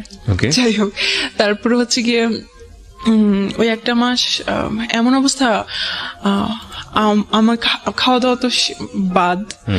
তারপর শুধুমাত্র একটা বান্ধবী জানতো যে কিনা আমার ভাবির স্টুডেন্ট ছিল। আচ্ছা, সে জানতো আবার সজীবের কথা, তো বলতো যে ধৈর্য ধরো, হয়তো উনি আসবে। তারপর আমিও ফোন দেই নাই, ও ফোন দেয় নাই। আমি একদিন হচ্ছে গিয়ে 1 মাস পরে একদিন, ওই 1 মাসে হয়তো কি আমি আল্লাহর কাছে দোয়া করতাম ওর পরে জানি কোনো ছেলে আমার লাইফে না আসে। আমি অন্য ছেলের কাছে যাওয়ার আগে আল্লাহ জানি আমার বডি ডিস্ট্রয় করে দেয়, এই ধরনের দোয়া করতাম আমি। কেন করতেন? আমি চাইতাম না, কারণ যাতে একটা ছেলে আমার লাইফে থাকুক, আমি চাই না। আমার কাছে এটা খুব ঘৃণা লাগতো নিজের কাছে। আর আমি এরকম আমি ওকে অনেক ভালোবাসতাম, হয়তো ভালোবাসা থেকে মনে হইতো যে আমি এভাবেই থাকবো। ওকে, তারপর হয়তো আমি ওকে এই ভালোবাসা থাকবো, এরকম মনে হইতো। আমার লাইফ পার করে দিবে এভাবে। তারপরে হচ্ছে গিয়ে ওকে 1 মাস পরে একদিন সকালবেলা আমি সারা রাত ঘুমাইতে পারতাম না। তখন আমি তাহাজ্জুদ নামাজ পড়েও কান্না করতাম ওর জন্য। তো এভাবে আল্লাহর কাছে দোয়া করতাম, হাজবেন্ড সম্বোধন করে দোয়া করতাম। My goodness. ঠিক আছে, তারপরে হচ্ছে গিয়ে তো রাত্রেবেলা যে ঘুমাইতে পারতাম না, সকালবেলাটা আমি ঘুমিয়ে থাকতাম। তারপরে হচ্ছে গিয়ে ও আমাকে ফোন দিছিল 6টা বাজে তখন দেখা করতে। আল্লাহ আসলে একটা কথা বলি, আল্লাহ ক্ষমাশীল এবং আল্লাহ আমাদেরকে ক্ষমা করেন, পাহাড় পরিমাণ গুনাহ করেও ক্ষমা করেন। আজকের এই গল্পটা যারা শুনছি তাদের জায়গা থেকে আমরা আজকে শিক্ষাটা জায়গাটাই নিব। আমি বারবার বলি, ওকে ইন্ডিকেট করাটা আমাদের গল্পের উদ্দেশ্য না, কারণ ও অনেক বড় একটা লেসন নিয়ে আসছে। আর পুরো গল্পটা আপনারা যখন শুনবেন তখন বুঝবেন যে আসলে ভুলের মাত্রাটা কতটুকু। জি বলেন। তারপর ও যখন আমাকে কল দিছে, আমি পরে 8টা না 9টার দিকে উঠে আমি দেখছি, আল্লাহ ভাই আমি এত খুশি হয়েছি যে আমার লাইফে ও ফিরে আসে। আমি তো এটাই দোয়া করছিলাম যাতে ও ফিরে আসে।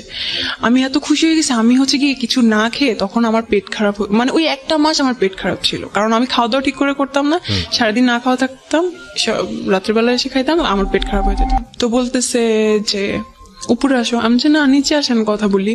বলছে না উপরে আসো। তো আমি বুঝতে পারছি যে হয়তো আবার স্টার্ট হবে কিছু। আমি এটাই চাইছিলাম। হয় না হাজব্যান্ড ওয়াইফের মধ্যে কোনো ঝগড়াঝাটি হয়, তারপর আবার ঠিক হয়ে যায়। তারপর গেলাম, তারপরে হচ্ছে গিয়ে বললো যে আচ্ছা আমি তোমাকে ক্ষমা করে দিছি, আমিও খুশি। তারপরে হচ্ছে গিয়ে আবার স্টার্ট হলো। আবার এর থেকেই শুরু হয়েছে ঝামেলা। স্টার্ট হয়েছে ঠিকই, কিন্তু অনেক ডমিনেট করতে থাকতো। আমি কিছু ঘটনা বলি, এখানে কিছু ঘটনা বলি, তারপরে এটা শেষ করে দেব। সেটা হচ্ছে কি আমি ইংলিশে কোর্স করতাম রাইটিং এর। তো ওখানে হচ্ছে গিয়ে ওদের মধ্যে আমি খুব ভালো পারতাম। তো পরের দিন রেজাল্ট দিল, কিন্তু আমি ওই দিন যাই নাই। ওই দিন রেজাল্ট যেদিন দিছে ওই দিন হচ্ছে গিয়ে আরেকটা আঙ্কেল ওখানে ইংলিশ শিখতো। তো উনি বলতেছে যে আজকে আমি সবাইকে কালকে আমি সবাইকে ট্রিট দিব, আইসেন। তো আমি পরের দিনই গেছি। বলছে আপনি তো একটা জিনিস মিস করছেন, গতদিন ছিলেন না, আজকে কিন্তু এই আঙ্কেলটা ট্রিট দিবে, তো আইসেন। ওটা পিঙ্ক সিটিতে। তারপরে হচ্ছে গিয়ে আমি ওকে ফোন দিলাম। আমি আচ্ছা স্যার আমি তো হচ্ছে গিয়ে বাসা বলে আসি না, আমি একটু বাসা বলি। তো আমি আমার ফুপুকেও জানালাম, বলি আচ্ছা ঠিক আছে যাও খেটে আসো। তারপরে ওকেও ফোন দিলাম। যে এরকম এরকম। বলছে আচ্ছা ঠিক আছে, আমি কিন্তু তোমাকে ফোন দিতে পারি, যখনই বলবো তখনই কিন্তু চলে আসতে হবে। তো আমি বলছি আচ্ছা ঠিক আছে, কখন? কারণ ওরা তো 2টার দিকে ম্যাক্সিমাম টাইমে হচ্ছে 2টায় লাঞ্চ থাকে, ওই দিন শুক্রবার জুমা নামাজের পরে 2টার পরে হয়তো লাঞ্চ থাকবে, তো আস্তে আস্তে একটু দেরি হতে পারে। বলছে না কিন্তু বেশি দেরি করা যাবে না, তাড়াতাড়ি করে চলে এসো, আমি কিন্তু তোমার জন্য অপেক্ষা করবো। আচ্ছা ঠিক আছে, তো আমি গেলাম, ওই কিন্তু পারমিশন দিল, গেলাম। এখন ভাইয়া ওখানে আনফরচুনেটলি একটা বার্থডে পার্টি ছিল, তো ওটার জন্য সিটগুলো খালি ছিল না। তো আমাদের একটু দেরি হয়ে গেছে। আচ্ছা যাক, যাই হোক, ও খাওয়া পাতে মাত্র শুরু করছি, ওখানে আমার টিচাররা আরো ওই ক্লাসের আরো আপু ভাইয়ারা, মা কয়েকজন বড় বড় ইয়ে ছিল, সবাই খাইতেছি। ওই টাইমে ও আমাকে ফোন দিতেছে। ওই সময় আমি কি খাওয়া পাতে ওখানে রেখে চলে আসবো? মানুষ কি ভাববে? ওরা কি জানে আমার রিলেশন আছে বা এরকম কিছু? আমি বলতেছি আমি আসতেছি, আর একটু সময়। সে কন্টিনিউয়াসলি ফোন দিয়ে যাচ্ছে। তারপর আবার বৃষ্টি শুরু হয়েছে। আমি যে এরকম করতেছি, তাড়াহুড়া করতেছি। বাসায় যেতে বলছে? হ্যাঁ, আমি যে তাড়াহুড়া করতেছি, ও স্যাররা বুঝতে পারতেছে যে তুমি এমন করতেছো কেন, বসো। আরে ও চিন্তা করতেছে হয়তো আমি কিছুক্ষণের সময় ফ্রি পেয়েছি বাসার মধ্যে, এতটুকু তুমি যদি মিস করে ফেলো তাহলে ফ্রি পাবো না। হ্যাঁ, ইন্টেন্স গুলো দেখেন আপনারা, এবং এগুলো কিন্তু আমাদের সোসাইটিতে এখন অনেক কমন, খুব কমন স্টোরি। বিশেষ করে মেয়েরা আজকের এই গল্পটা একটু ভালো করে মনোযোগ দিয়ে শোনেন প্লিজ। হ্যাঁ, ওকে। তারপর কারণ পরে তো আর সময় পাবে না, ও অনেক সময় ম্যানেজ করছে আমার জন্য। এমনিতেই কথা বলতে পারে না, এমনিতেই কথা বলতে পারে না, 1 মিনিট 2 মিনিট কথা বলে। তারপর হচ্ছে গিয়ে আমি তো অনেক করতেছি ওখান থেকে আসার জন্য, বৃষ্টি হইতেছে। আমি বলছি না স্যার, আমাকে যাইতে হবে বাসায়। বলছে আল্লাহ, এই বৃষ্টি তুমি যাবা কিভাবে? তারও আমি সিএনজি ঠিক করে দিয়েছি। পরে হচ্ছে গিয়ে করতে করতে 5টা বেজে গেছে আমার ওখানে আসতে। পরে আমি ওকে ফোন দিতেছি, ও হচ্ছে গিয়ে পিক করতেছে না। আমি মেসেজ পাঠাইতেছি, ফোন করতেছি। আমি ওখানে 8টা 8:30 পর্যন্ত দাঁড়াইছিলাম ওই জায়গায়, যে ও ফোন ধরবে, আমি দেখা করে তারপর বাসায় যাবো। ও ধরতেছিল ওই না।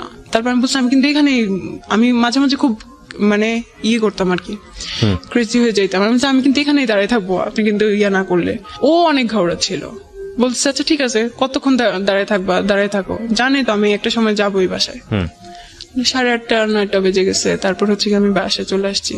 একটা স্বভাব ছিল কি, কোন ঝামেলা হইলে ও 4 দিন 5 দিন কথা বলতো না, এটা আমার শাস্তি। আচ্ছা যাক, এরকম আমি হচ্ছে গিয়ে ভার্সিটিতে ভর্তি হই, ভার্সিটিতে আসা যাওয়া করতেছি।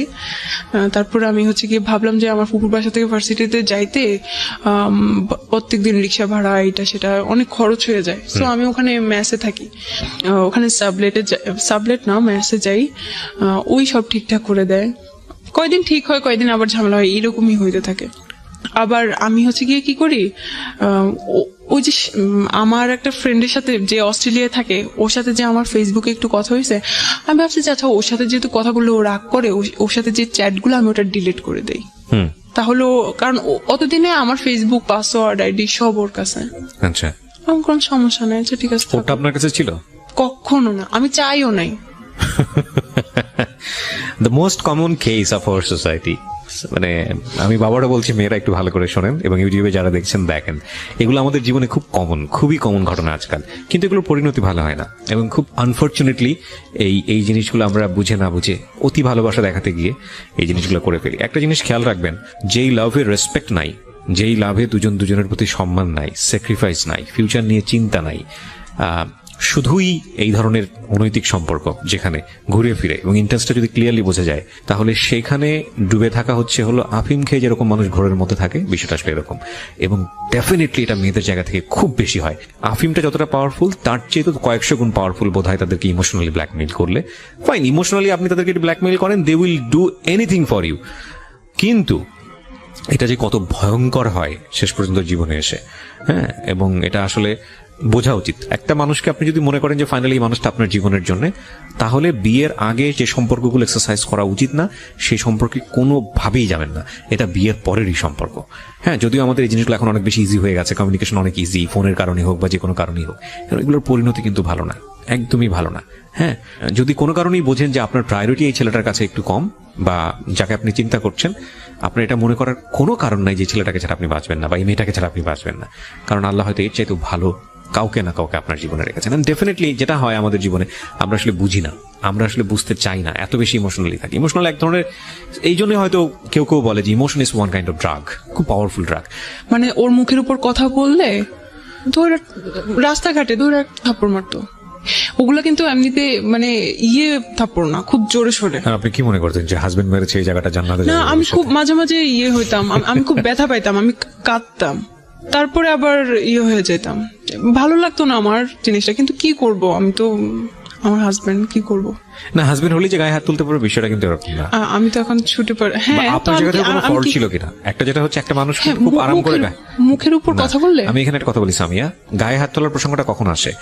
যখন আপনি নিজেও বুঝতে পারছেন যে না, ও যেটা চাচ্ছে সেটা আমি করতে পারছি না, বা ও বুঝতে পারছে যে না, এটা সমাধান হতে হবে না, কিন্তু আলটিমেটলি পেশি শক্তি এখানে সমাধান। তখন গায়ে হাত তোলা কিন্তু খুব তাড়াতাড়ি চলে আসে না একটা সম্পর্কের মধ্যে, এটা অনেকদিন যাওয়ার পরে গিয়ে এই জিনিসগুলো হয়।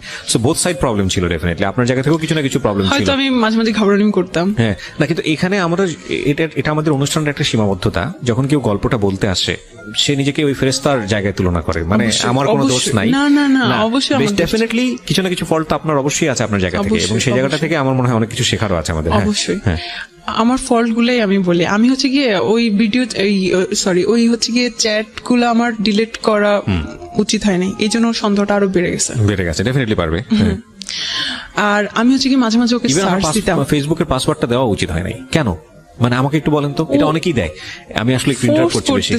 চাইতেছিল, এখন সে সন্দেহ করছে, সে কারণে যাবে। আমি কিভাবে? আচ্ছা, আমাকে একটু বলেন তো খুব সহজ করে, আমি জানি না ইন্টারমিডিয়েটের ছেলেমেয়েদের এই জিনিসটা মাথায় আসে কিনা, একটা মানুষকে সন্দেহ করে কি আটকানো যায়?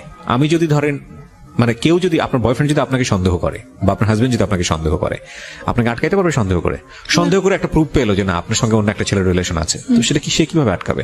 হয়তো রিলেশন ভেঙে দিবে বা এসে, এই ছাড়া আর কি করবে? সেটার জন্য সন্দেহ করলে তাকে স্পাইং করতে হবে যে লাইক ঠিক আছে, আমি তাকে তার মতো করে চলতে দেই, আমি বিভিন্ন জায়গা থেকে খোঁজ খবর নিয়ে দেখি ঘটনাটা সত্য কিনা।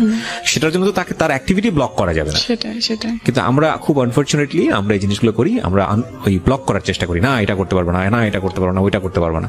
তো একজন মানুষকে সন্দেহ করলে এটা করা উচিত না। একজন মানুষকে যদি সন্দেহ করেন তাহলে আপনি স্পাইং করেন, যদিও সেটা করা উচিত না, কারণ সন্দেহটা আসলে এক ধরনের রোগ।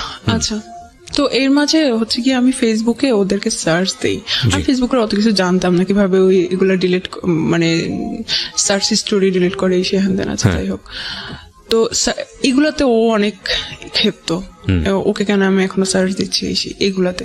তো আমি সার্চ দিয়ে দেখতেছি আর কি, জাস্ট ওরা কি করতেছে বা এসে হ্যান তেন, ওইরকম কোনো ইন্টেনশন ছিল না। হ্যাঁ, এগুলাই আমার ভুল ছিল, আমার এটা করা উচিত হয়নি, এই জন্য এগুলা নিয়ে ঝামেলা হইতো। তারপরে আমি যদি আমার কোনো ফ্রেন্ডদের সাথে হচ্ছে কি 9টার পরে কথা বলতাম, এটাতে ঝামেলা হইতো। রাত 9টার পরে তুমি কেন কথা বলছো? হ্যাঁ, রাত 9টার পরে কেন আমি, এবার মেয়ে হোক ছেলে হোক। বুঝতে পেরেছি, মানে সুপার ইম্পোজ করে আর কি নিজের কর্তৃত্ব। হ্যাঁ, তারপর আবার একদিন হয়েছে কি, ও আমাকে হচ্ছে গিয়ে ডাকছে, তো আমি বলছি যে না, আমি ততদিনে আমি বুঝতেছিলাম যে এটা গুনাই, এটা কিসের বিয়ে। ও ততদিনে হচ্ছে কি আমি ম্যাচ চেঞ্জ করে আমার বান্ধবীর সাথে থাকা শুরু করছি। আমার এক বান্ধবী আমার রুমমেট ছিল, ও দেখতো, ও এগুলোতে বিরক্ত হয়ে যায়, তো আমাকে অনেক বুঝাইতো কি করছিস, এটা কি মনে করিস, এটা তোকে ভালোবাসে এই হ্যান ত্যান। আমি তুই বুঝবি না, বলছে তুই এই ছেলেকে কিভাবে পছন্দ করলি, ওকে দেখতে কেমন দেখা যায়। আমি দেখ, আমি কিন্তু চেহারা দেখে করি নাই, ও কিন্তু অনেক ভালো মনের মানুষ, এই সেই হ্যান ত্যান। তো ওদেরকে ওভাবে আমি চুপ করাই দিতাম। ওই ফ্রেন্ডটাকেও দেখতে পারতো না ও, আমার কোনো বান্ধবী বা ফ্রেন্ড তো ওর সাথে থাকার পরে তো আমি সব ফ্রেন্ডের বাদ দিয়ে দিছি, আমি কোনো ও বান্ধবীও দেখতে পারতো না। তো একদিন হচ্ছে কি আমি চাইছিলাম যে আমার কোনো বান্ধবীর সাথে যাইতে, কোথাও ঘুরতে যাইতে আর কি। তো ওকে বলছি আর কি যে আমি আজকে আসবো না। তো আচ্ছা ঠিক আছে, আইসো না, আর কখনোই আসা লাগবে না। একটু ইগোইস্টিক ছিল আর কি, ওইগুলা ওর ইগোতে হার্ট করতো। এরপরে হচ্ছে 8 মাস আমি আসলে স্পেসিফিক কারণটা হচ্ছে কি আমি মানে করতে পারতেছি না, যে 8 মাস হচ্ছে গিয়ে কোনো নাই, কিন্তু এই 8টা মাস আমি অনেক কাঁদতাম আর ওকে ফোন দিতাম, বারবারই পোক করতাম, প্লিজ আমি সরি এরকম বলতাম, ফিরে আসেন, তো হয়তো না। তারপরে হচ্ছে গিয়ে একদিন ও আমাকে বলে যে ও এর মাঝখানে ঝামেলা হইতেছে, তো আমি ওই ফ্রেন্ডের কাছ থেকে চলে এসে আরেকটা রুমমেটের সাথে থাকা শুরু করতেছি। তো ওই রুমমেটের সাথে ওর কাছে তো আমার সব ফেসবুক আইডি আছে, আমার ফেসবুক আইডি বা হচ্ছে কি পাসওয়ার্ড এগুলো আছে। তো হচ্ছে গিয়ে ও দেখতে পারে কে আমার রুমমেটের নাম কি হ্যান ত্যান। তো ও আমার রুমমেটকে ও রিকোয়েস্ট পাঠায়, বলে যে আমার নামে আমাকে ও অনেক ভালোবাসতো, ও হয়তো এগুলা প্রকাশ করতে পারতেছে না, অনেক সুখ দুঃখের কথা বলে। তা ও আমার রুমমেট আমাকে বলে যে আপু ও তো এরকম, উনি তো এরকম আমাকে মেসেজ দিয়েছেন, জাস্ট ঠিক আছে কথা বলে দেখো কি বলে। তারপর হচ্ছে তখন কিন্তু রিলেশনটা ভালো নাই। তারপর হচ্ছে গিয়ে আমি কোনোভাবে ওকে ছাড়তে চাচ্ছিলাম না, যে যাই হয়েছে ওর সাথেই থাকি। ওর সাথে একটা সময় আমি ওর রুমমেটের ল্যাপটপ থেকে ওকে মেসেজ দিতাম, ও কিন্তু এগুলো এখনো জানে না। আমি ওকে ছোট করতে চাই না, ও ছোট হয়ে যাবে। তারপরে হচ্ছে গিয়ে আমার রুমমেট বলতো আপনার মনে হয় ভালো করে ঘাটা উচিত, ওনার মনে হয় ক্যারেক্টারের প্রবলেম আছে এই সে। তুমি অন্য সবকিছু বলতে পারো, এইটা বলতে পারো না, কারণ এইটা আমি বিশ্বাস করি না। ওটা আমি বিশ্বাসই করতাম না ওর কোনো মেইলি প্রবলেম আছে। তারপর হচ্ছে গিয়ে টুকটাক ফ্ল্যাটিং এখন শুরু হয়ে গেছে আমার রুমমেটের সাথে। তো একটা সময় আমার রুমমেট আমাকে হাইড করতেছিল, বলছিল যে ওই হয়তো ওকে বলে দিছে যে বইলো না। তো হয়েছে কি আমি তখন চিন্তা করতাম ও আমাকে বলে না কেন, ওর ব্যাপারে কিছু কি অবস্থা, ওর কি হইলো। তারপরে আমার বিছানা থেকে আমার রুমমেটের বিছানা দেখা যায়, ল্যাপটপটা এভাবে ক্লোজ। আমার আবার চোখে ভালোই মানে পাওয়ার আছে, আমি হচ্ছে বুঝতে পারি যে কোন চ্যাট বা এসে। আমি হচ্ছে গিয়ে ও আয়নার সামনে কিছু একটা করতেছে, আমি ওর মেসেজ আসছে, নোটিফিকেশনের সাউন্ড হচ্ছে, আমি দেখি যে ওর নাম। তারপরে আমি কিছু বলি না, আমি জাস্ট সময় দিচ্ছি দেখি ও কিছু বলে কিনা ওর ব্যাপারে। তখন আপনার সঙ্গে কোনো সম্পর্ক নাই? না, সম্পর্ক নাই বলতে আমি তো চাচ্ছি, কিন্তু ও আমাকে ইয়ে করে না, ইগনোর করে, ও চাচ্ছে না আমাকে, এরকম আর কি। তারপরে হচ্ছে গিয়ে কি পেলেন আপনি? কয়েকদিন পরে আমি ইচ্ছা করে ওর কথা উঠাইছি যে কি অবস্থা এখন, কি আর মেসেজ দেয়, কি বলে।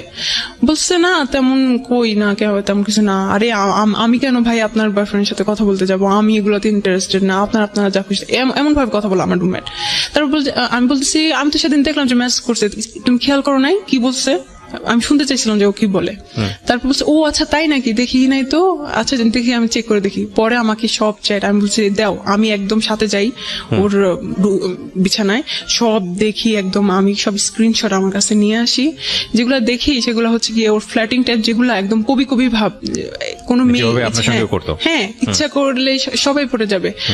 আল্লাহ কি প্রথমেই বলেছে যে ইমোশনালি ব্ল্যাকমেইল করা, ইমোশনালি দুর্বল করে ফেলা। হ্যাঁ, তারপরে হচ্ছে গিয়ে একদিন ও আমাকে বলে নাই, আমার রুমমেট হচ্ছে গিয়ে তার বান্ধবীর মামার বাসায় গেছিল তারপর রোজার সময়। তারপরে ও এসে আমাকে বলে যে কি আপু জানেন কি হয়েছে, আল্লাহ কি হয়েছে, উনি তো আমার সাথে দেখা করছে। তাই নাকি, কি হয়েছে, কি বলছে। আরে আপনি জানেন না, কয়েকদিন আগে থেকে আমাকে বলতেছিল তোমার সাথে দেখা করবো, কথা আছে। তো আমি ভাবছি আপনার ব্যাপারে কিছু কথা বলবে, হয়তো আমার রিলেশনটা ঠিক করে দিতে পারলে ঠিক আছে, ভালো। ওরা আমার সব বান্ধবীরা জানে যে আমি তার জন্য অনেক উইক, এরকম। তারপরে হচ্ছে কি এই প্রমাণ পেলাম। তারপরে একদিন হচ্ছে আমি ওর প্রোফাইলে যাই, যে দেখি যে আমার একটা ফ্রেন্ড ওর একটা পোস্টে লাইক দিছে। এখন আমি বলছি আল্লাহ, তাও কলেজ ফ্রেন্ড, ও ওকে চিনে কিভাবে, ওর ফ্রেন্ড লিস্টে কিভাবে। আমি আমার ওই ফ্রেন্ডকে নক করি, বলি যে কি অবস্থা।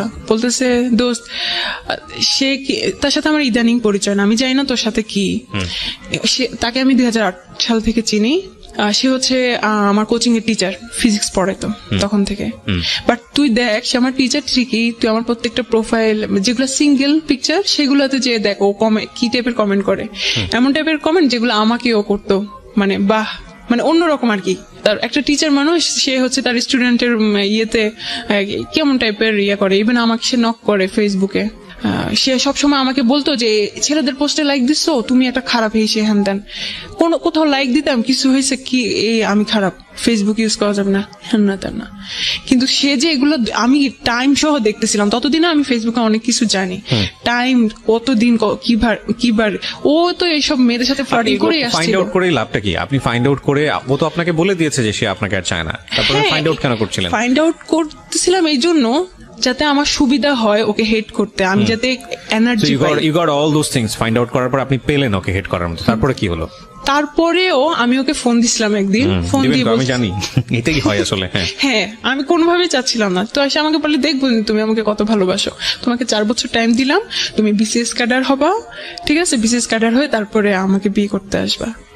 তো আমি বলছি এই 4 বছরে তুমি আমার সাথে কোনো কন্ট্যাক্ট করবে না। তো আমি কন্ট্যাক্ট যদি না করি আমি কিভাবে জানবো আপনি অন্য মেয়েকে আপনার গার্লফ্রেন্ড হয়ে গেছে কিনা বা এসে হয়ে গেছে, কিভাবে জানবো? সেটা পরে দেখা যাবে, পরে আসলেই জানতে পারবো 4 বছর পরে, আগে বিসিএস ক্যাডার হও তারপরে। আমার কখনো ইচ্ছা ছিল না বিসিএস পরীক্ষা দেওয়ার, কারণ আমি ইঞ্জিনিয়ারিং এ পড়ি, আমার বিসিএস এর প্রতি ইন্টারেস্ট ছিল না। তারপর আমি বলছি আচ্ছা ঠিক আছে, আমি ওই কন্ডিশনেও আমি রাজি হয়ে গেছিলাম, কারণ আমি কোনোভাবেই ওকে হাতছাড়া করতে চাইছিলাম না। আমি পড়াশোনা নেটে সার্চ দিতেছিলাম কি কি আছে, কোথায় কি, এভরিথিং সেই রকম বিসিএস এর প্রিপারেশন নেওয়া শুরু করছি। আমার বাবা মা এদিকে আমাকে ফোন দিছিল, তারা ঢাকায় আসতেছে, আমাকে কোনো একটা ছেলে দেখতে আসতেছে, সুইডেনে থাকে। তারপর হচ্ছে গিয়ে আমি গেলাম, এমন অবস্থা বাসায় মনে যেন আজকে বিয়ে হয়ে যাচ্ছে, এরকম একটা অবস্থা। বাসায় সবাই খুব এক্সাইটেড।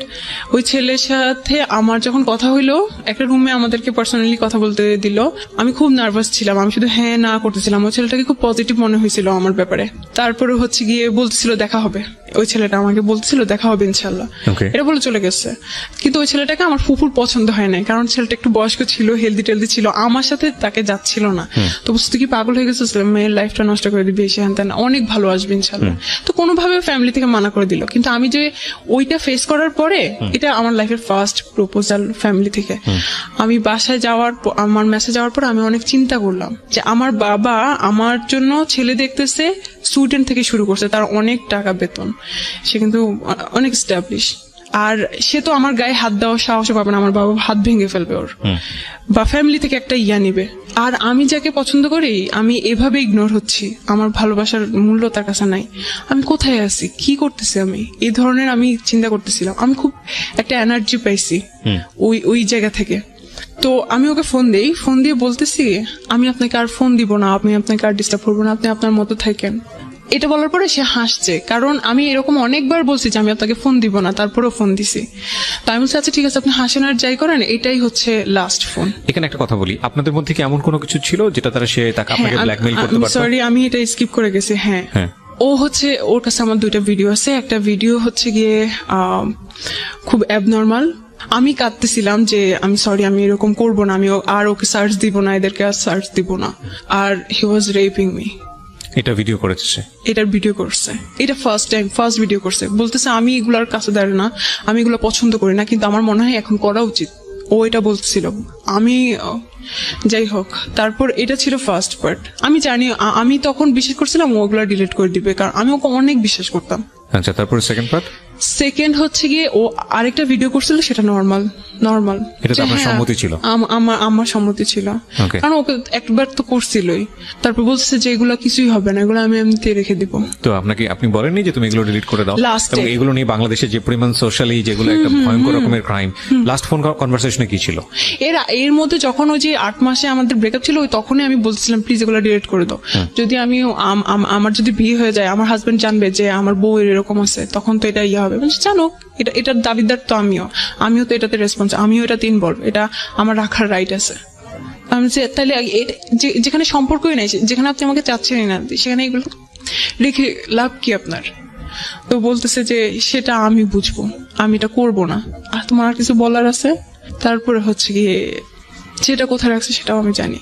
এখনো আপনি জানেন? আমি জানি কোথায় রাখছে। কোথায় রেখেছে? ওর গুগল ড্রাইভে। সবচেয়ে নিশ্চিন্ত জায়গা বাংলাদেশের এখন ছেলেদের এই জায়গাটা, গুগল ড্রাইভ। আমি সেদিন আমার স্যারকে জিজ্ঞেস করছিলাম, আমি খুব software security, sorry cyber security. কথাটা বলা ঠিক হলো না বাংলাদেশের ছেলেদের, কারণ বাংলাদেশের সব ছেলে এরকম না, বাট যারা করে ফ্রড তাদের জন্য বোধহয় একটা খুব সেফ জায়গা হয়ে গেছে গুগল ড্রাইভ। ওকে ভাইয়া, ইদানিং একটু বলি, আমার এই সেমিস্টারে একটা কোর্স আছে সাইবার সিকিউরিটি। তো আমি ইদানিং শিখা শুরু করছি কিভাবে ওয়েবসাইট হ্যাক করে, কিভাবে প্রোটেক্ট করে, কিভাবে ডাটাবেস হ্যাক করে। তো আমি স্যারকে একটা কথা জিজ্ঞেস করছি, স্যার আপনি আমাদেরকে এগুলো শিখেছেন, কিন্তু গুগল ড্রাইভ কিভাবে হ্যাক করে, এটা কি পসিবল? বলছে, হাসতেছিল, যদি এটা পসিবল হতো তাহলে তো তোমারটাই আগে হ্যাক হইতো কোনোভাবে। এটা পসিবল না। হ্যাঁ পসিবল, অবশ্যই যারা ডেভেলপার তাদের কাছে সেই সবকিছু জায়গাটা possible। নাইবা গেলাম, পসিবল আর ইম্পসিবল, কিন্তু মানে আমি চাচ্ছিলাম আপনি আর কি। ওকে বলছিলেন যে তুমি এটা ডিলিট করে দাও, বাট কেউ যদি এটা কখনো করে কারো কাছে, করার পর আপনার সামনে ডিলিট করলে এটা যে কপি নাই আপনি ইনশিওর হবেন আমি কিভাবে? কিভাবে শিওর হব? Right. হয়তো সে অন্য একটা কোথাও ইমেল লিখেছে? আইডি ক্রিয়েট করে, জানি না, ইভেন ওই গুগল ড্রাইভে Google Drive-এ। রাখলেও আপনি এটা নিশ্চিত হতে পারবেন না, কারণ কোন একটা মানুষ যদি আপনি যদি 100% শিওর থাকেন এটা ফার্স্ট কপি, লাইক আপনার সেলফোনে করেছে বা অন্য কোথাও করেছে, প্রথমত করাটাই অন্যায়। করার পরে যদি আপনি নিশ্চিত থাকেন যে এটা ফার্স্ট কপি এবং সেই ফোনটা আপনি সিজ করে ফেললেন বা সেখান থেকে ডিলিট করে দিলেন, কিন্তু তারপরে অনেক সময় অন্যান্য তো নিশ্চিত আছে। হওয়া যায় না। আর আপনি যেহেতু তাকে স্পেস দিয়েছেন, সেখানে পারলে 100টা কপি করে ফেলেছে, এখন তো আপনি নিশ্চিত হতে পারবেন না, ইটস আ পুলিশ কেস। হ্যাঁ, তো আমি যখন ওকে ফোন দিলাম, তো ও হচ্ছে গিয়ে তখনও বলতেছিল, হ্যাঁ তোমার তো আরেকটা সিম চালু হয়েছে, তুমি তো এখন অনেক কিছু করতেছো। তখনও হচ্ছে গিয়ে ওই কাহিনী। আমি যে দেখেন, আমি আপনাকে ফোন দিছি কিন্তু সম্পর্ক ঠিক করার জন্য না, আমি একেবারে শেষ করার জন্য আপনাকে ফোন দিছি। আমি আপনাকে আর ডিস্টার্বও করবো না, আপনি আপনার লাইফ মতো থাকেন। তো একটু হাসতেছিল। আমি আচ্ছা ঠিক আছে, দেখা যাক আমি কতটুকু পারি কন্ট্রোল করতে, দেখা যাক। অবশ্যই সে আমার ফ্যামিলি মেম্বার, সে অলরেডি জেনে গেছে যে আমাকে কেউ দেখতে আসছে। তারপরে হচ্ছে গিয়ে এটা বলে আমি ফোন রেখে দিলাম 7 নভেম্বর। ওই দিন লাস্ট কথা হয়েছে। এরপরে আমার আর ইচ্ছাও হয় নাই, আমি আর কষ্টও পাই নাই, আমি আর ওকে ফোনও দিই নাই। ও আপনাকে ট্রাই করেছে? না, ও ও try তো করে? আমাকে কখনোই ট্রাই করতো না। ওকে, এখানে এই যে ভিডিওটা আপনি রেখে দিলেন, সারা জীবনের জন্য এটা একটা আতঙ্ক। তো এটা নিয়ে আপনার খারাপ লাগে না, কষ্ট হয় না? হ্যাঁ, আমি আসবো। ওটা নিয়ে তো এখন ঘটনাটা চলতেছে। তারপরে হচ্ছে গিয়ে এইদিকে আমি কি করলাম, আমি আমার ইমেল অ্যাড্রেস চেঞ্জ করলাম, পাসওয়ার্ড চেঞ্জ করলাম, আমার ফোনেও কিন্তু করা, ও দেখতে পারে আমার ইনকামিং কল, আউটগোয়িং কল, এগুলোও দেখতে পারে। আমি অফিসে কল দিলাম, দিয়ে মানে বললাম এত বেশি তার কাছে ক্লিন হতে গিয়েছেন যে জীবনে কোনো পার্সোনাল বিষয় রাখেননি, সব তাকে শেয়ার করেছেন। সব আমার হাজবেন্ড। চরম পর্যায়ের বোকা। এসএসসি ইন্টার পড়ুয়া মেয়েরাই আসলে এই জিনিসগুলো বেশি করে। হ্যাঁ, তারপর হচ্ছে কি আমি অফিসে কল দিলাম, দিয়ে বললাম যে আমি এটা কিভাবে কি করতে পারি। তারপর ওরা আমাকে বললো, ওয়েবসাইট লিঙ্ক বললো, আমি ওখানে গেলাম, গিয়ে হচ্ছে সব চেঞ্জ করলাম। তারপরে যাচ্ছে ফেব্রুয়ারিতে 2019 সালে ফেব্রুয়ারিতে আমার সেমিস্টার ব্রেক ছিল।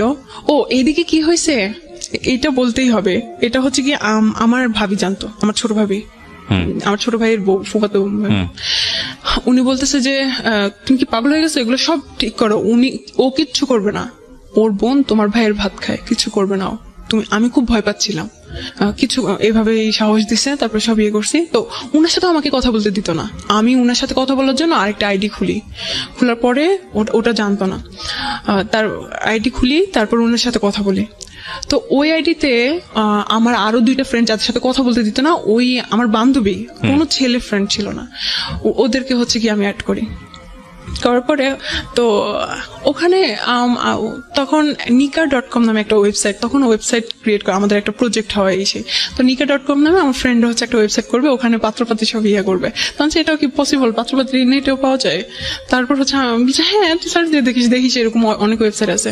আমি সার্চ দিয়ে দেখলাম সত্যি আসলে ওয়েবসাইট আছে। আমি দেখলাম ওখানে কি আছে, ওখানে অনেকে পোস্ট করে আমার এরকম টাইপের মেয়ে লাগবে, ওইরকম টাইপের মেয়ে লাগবে। তারপর হচ্ছে গিয়ে এটাকে আমার খুব ফালতু মনে হয়েছে, খুব চিপ মনে হয়েছে। ওখানে ওইটাতে আমি দেখার পরে ওই সাইডে আরো অনেক সাজেস্ট আসে যে ফাইন্ড ট্রু লাভ, তারপরে হচ্ছে গিয়ে ডেটিং সাইট এরকম। সো ফাইন্ড ট্রু লাভ, যে ট্রু লাভ এরকম ট্রু লাভ পাওয়া যায় না, এইদিকেও ট্রু লাভ পাওয়া যায় এরকম। তো আমি হচ্ছে কি খুব ইন্টারেস্টেড ছিলাম। আমি হচ্ছে গিয়ে ক্লিক করে দেখি যে ওখানে প্রথম যে পোস্টটা, আমি ওখানে ঘুরেও দেখি নাই যে কি আছে, 2-3 দিনও ছিলাম না ওই জায়গায়। ফার্স্ট যেদিন আমি হচ্ছে করি, যে দেখি যে একটা ছেলে পোস্ট দিছে, একটা সিরিয়াস মনের গার্লফ্রেন্ড চাই, সিরিয়াস, যে হচ্ছে হ্যাঁ করবে না। তো আমি না আসলে হচ্ছে গিয়ে ট্রাই করার জন্য আসলে দেখি কি করে ও, আসলে কি কথা বলে। আমার আইডিতে কিন্তু কোনো ছবি ছিল না, কোনো পোস্ট না, কিছু না, ওটা দেখতেই ফেক আইডির মতো দেখা যায়, যে আইডিতে আমি আমার ভাবির সাথে কথা বলতাম। তারপরে হচ্ছে গিয়ে ওই আইডিতে আমি জাস্ট একটা হাই দিই, আমি চলে আসি, ওখান থেকে স্কিপ করে আমি আমার আইডিতে চলে আসি, আমি করি। তারপরে হচ্ছে গিয়ে দেখি কতক্ষণ পর আবার যে দেখি ওই ছেলে আমাকে হ্যালো বলে হাই। তো আমি বলছি আমি বাংলাদেশ থেকে, please don't think that I am fake or something like that. ফার্স্টে কোথা থেকে ছিল? আমি না তখন ওর প্রোফাইলটা চেক করি না, যখন ওর দেখতেছি রিপ্লাই দেওয়া শুরু করছি তখন আমি চেয়ে দেখি ও হচ্ছে শ্রীলঙ্কান, বাট ওর ফেসটা হচ্ছে কি খুব ইয়ে টাইপের, ঠিক আছে। তো আমি ওকে অনেক কথা হয়, তো বলতেছে যে আমি হচ্ছে কি ছবি দেখতে পারি, আমি নিজে থেকেই বলতেছি যে আপনি চাইলে আমার ছবি দেখতে পারেন, কিন্তু আমি আমার ছবি হচ্ছে গিয়ে প্রোফাইলে দিতে কমফোর্টেবল ফিল করি না। তারপরে বলতেছিল যে আচ্ছা ঠিক আছে, হ্যাঁ অবশ্যই অবশ্যই, আমি কার সাথে কথা বলতেছি আমি দেখতে চাই। তো আমি আমার ভাইয়ের সাথে থাকা একটা ছবি দিছি, দেওয়ার পরে হিজাব সহ, ঠিক আছে, দেওয়ার পরে ও কতক্ষণ পরে বলতেছিল you are so cute, but এই প্রবলেম, আমাদের এই ধরনের কোনো প্রবলেম নাই, কিন্তু তোমাদের ইয়েতে এইরকম সমস্যা যে কাউকে বিয়ে করে। সে খুব সিরিয়াস ফার্স্ট থেকে, সে ভাবছে যে আমি তাকে রিকোয়েস্ট মেসেজ পাঠিয়েছি হয়তো আমি রাজি যে বিয়ে টিয়ে টাইপের বা রিলেশন করতে রাজি, এই টাইপের ও কথা বলছে। এবং আপনি তার সম্পর্কে তেমন একটা জানেন না? জানি না, কিছু জানি না। তারপরে হচ্ছে গিয়ে আমি বলছি আপনি কি শ্রীলঙ্কা থেকে, আমি তখন হচ্ছে গিয়ে বানানটা ভুল করছি, শ্রীলঙ্কা লিখছি, শ্রীলঙ্কা, তো হাসতেছিল এভাবে। তারপরে হচ্ছে গিয়ে বলতেছে যে এটা আমি আসলে চাই না আমার জন্য কোনো কমপ্লেক্সিটিতে তুমি পড়ো, কারণ তোমাদের ইসলামে হচ্ছে গিয়ে এটা পারমিট করে না। তো আমি বলতেছি যে আল্লাহ, তাই নাকি, আপনি মুসলমান না? আমি তখনও দেখি নাই, আমি প্রোফাইলে দেখতে পাচ্ছিলাম না। তার বলছে না আমি বুদ্ধিস্ট। তারপর আমি বলতেছি যে ও, আমি এটাকে কিছুই মনে করি না, কারণ আমি তাকে বিয়ে করতে যাচ্ছি নাকি। আমি বলতেছি যে হ্যাঁ সমস্যা নাই, you can stay with me as a friend.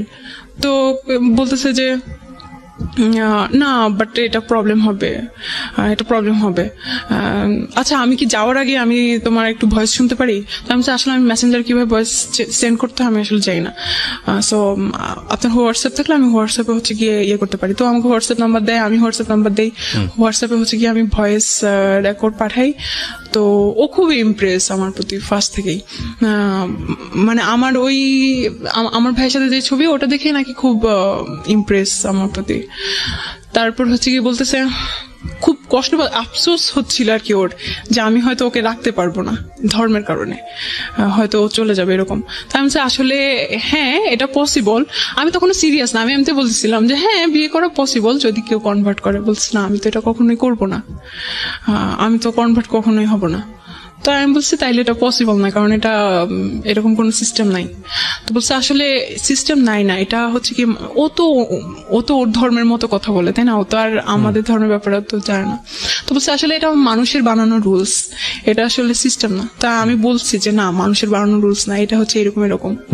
তো বলছে যাই হোক, আমি মনে করি যে ধর্মের কারণে ভালোবাসা ইয়ে করা এটা ঠিক না, হ্যান ত্যান ও ওর মতো করে লজিক দিচ্ছিল। সেদিন হচ্ছে কি আমরা এরকম মানে কথা কাটাকাটি করতেছি সাইলেন্টলি, মানে সেরকম ফাইটিং না। একটা জিনিস খেয়াল রাখবেন এখানে, একটা বিষয় যে এলডিআর যেটাকে বলে লং ডিস্টেন্স রিলেশনশিপের ফিলিংসটা আরো অনেক বেশি দ্রুত দৌড়ায়। মানে দ্রুত দৌড়ায় বলছি আমি যেটা বোঝাচ্ছি যে আসলে একটা মানুষ পাশাপাশি আছে, তাকে দেখে ভালো লাগা, তাকে দেখে জীবনে নেয়া, এটার জন্য প্রচুর ইকুয়েশনের সময় হয়, এবং তারপরে কোন একটা গুণ দেখে হয়তো তার প্রতি মানুষ ইমপ্রেস হয়। কিন্তু লং ডিস্টেন্স রিলেশনশিপে যেহেতু দেখা না দেখা, কাছে পাওয়া, এরকম অনেক বড় একটা দূরত্ব থাকে, তখন অদ্ভুতভাবে এর সাইকোলজি নিয়ে যারা পড়াশোনা করেন তারা এই বিষয়গুলোকে খুব সুন্দর করে ব্যাখ্যা করতে পারবেন। বাট আমার কাছে যেটা মনে হয় যে আপনার কাউকে ভালো লাগার জন্য আপনার ভিতরে যেসব ফিলিংস থাকা প্রয়োজন, সেই ফিলিংস গুলো নিয়ে যেই মানুষটার অবয়ব আপনার মধ্যে তৈরি হওয়া প্রয়োজন। লং ডিস্টেন্স রিলেশনশিপে এই জিনিসটা খুব দ্রুত হয়, অর্থাৎ আপনার মধ্যে মনে হতে শুরু করে যে না এই মানুষটা বোধহয় সবকিছু, আমি যেটা চাই সেই সব গুণের অধিকারী, এবং আমার মনে হয় যে মেয়ের ক্ষেত্রে সেটাও হয়েছে। জি, তারপরে কি হলো? তারপরে ভাই ও কোনোভাবে থাকতে রাজি না। আমি যাচ্ছি ঠিক আছে, আমার কি সমস্যা কি, আমি এখানে গেছি আমি দেখার জন্য, না হলে নাই। তো আমি বলতেছি যে আমি বারবার এটাই মেনশন করতেছিলাম যে আপনি ফ্রেন্ড হিসেবে থাকতে পারেন, আমার কোনো সমস্যা নেই।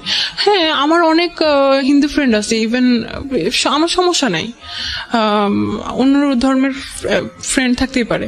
সে বারবার এটাই বলতেছিল যে না আমি তোমাকে কোনো কমপ্লেক্সিটিতে ফালাতে চাই না, বিকজ সে নাকি মানে 5 বছর পরে কিছু একটা ফিল করতেছিল, যে এই ফিলিংসটা সে কখনোই পায় নাই, মানে আপনাকে দেখে। তারপর আমি জাস্ট ওকে একটা ভয়েস মেসেজ পাঠাই, সে আমাকে বলছে যে তোমার কি মনে হয়, তুমি কি এরকম কিছু ফিল করতে পারতেছো, বা তোমার কি মনে হয়? তাই আমি বলছি আমি জানি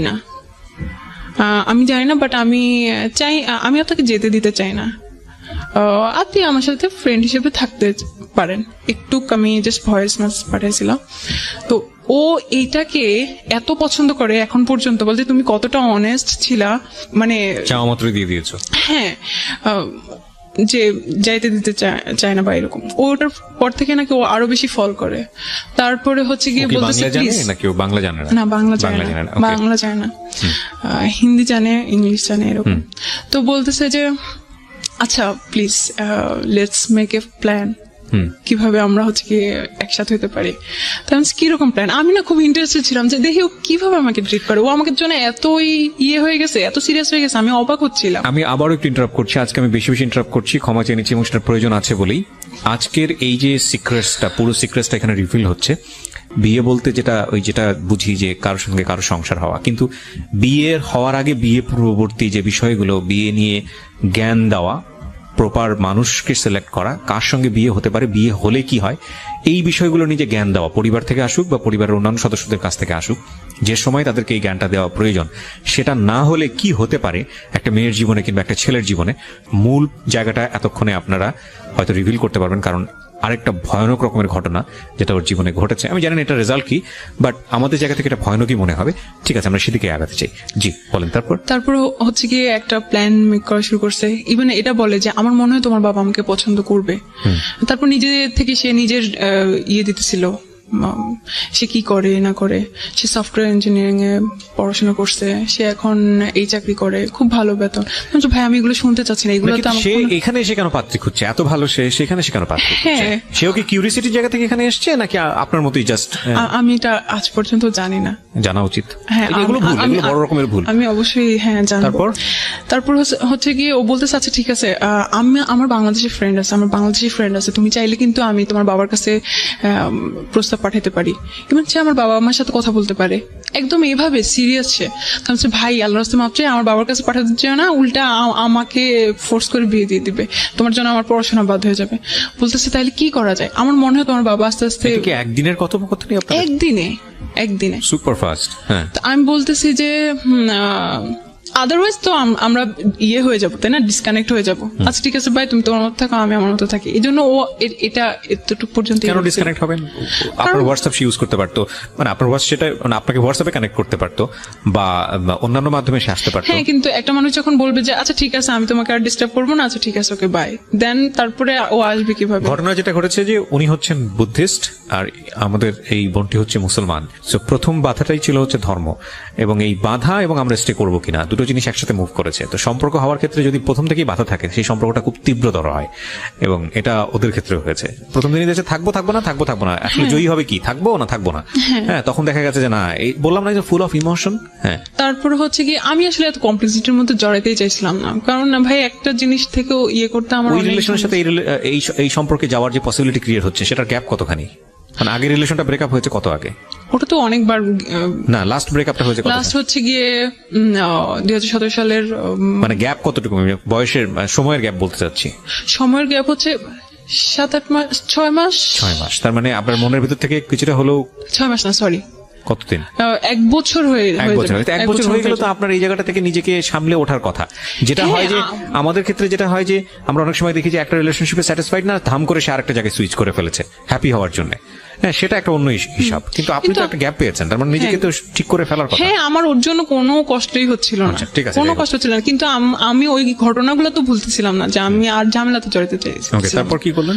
ও বলছিল আচ্ছা ঠিক আছে তাহলে, হ্যাঁ যেহেতু একটা মুসলিম কান্ট্রি, এটা তো অনেক বাধা থাকতে পারে, অনেক সমস্যা হতে পারে।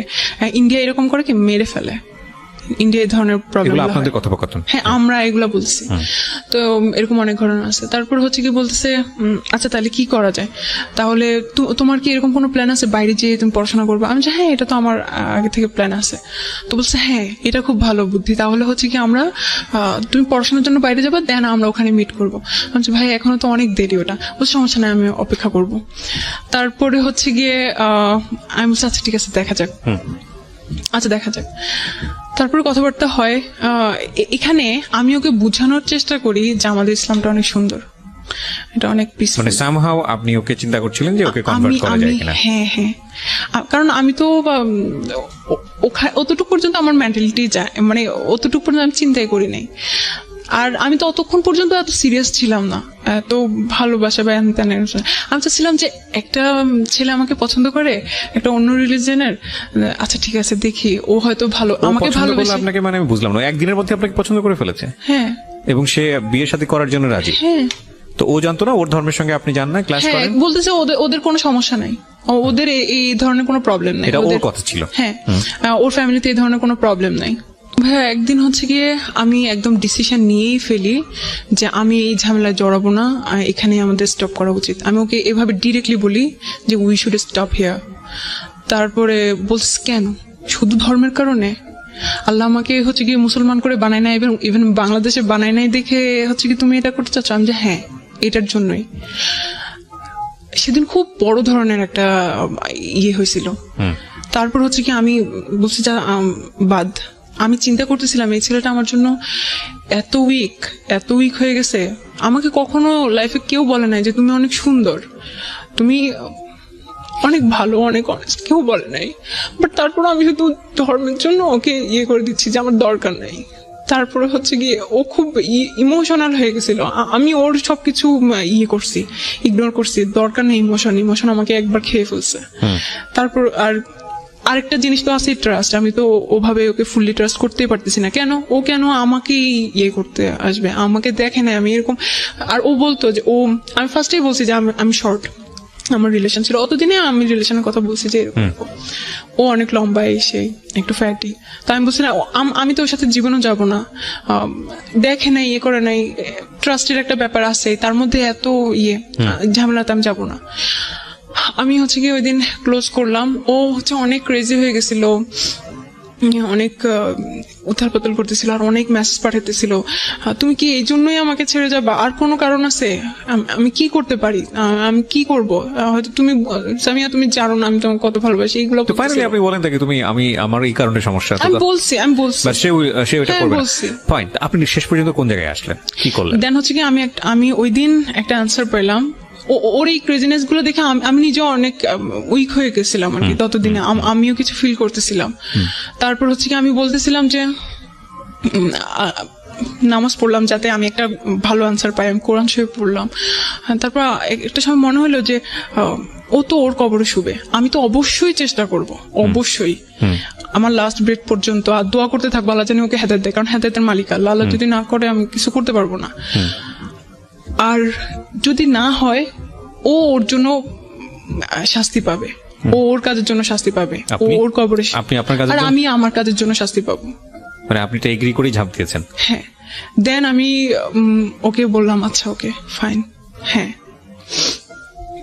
তারপরে আমি বলতেছি আচ্ছা ঠিক আছে, তাহলে এই যে আমরা ভিডিওতে কথা বলতেছি, আমি চিন্তা করলাম যে ভিডিও কলে যে আমরা কথা বলবো, আমি শুনছি অনেকে অনেক কাহিনী করে, অনেক খারাপ কথাবার্তা বলে।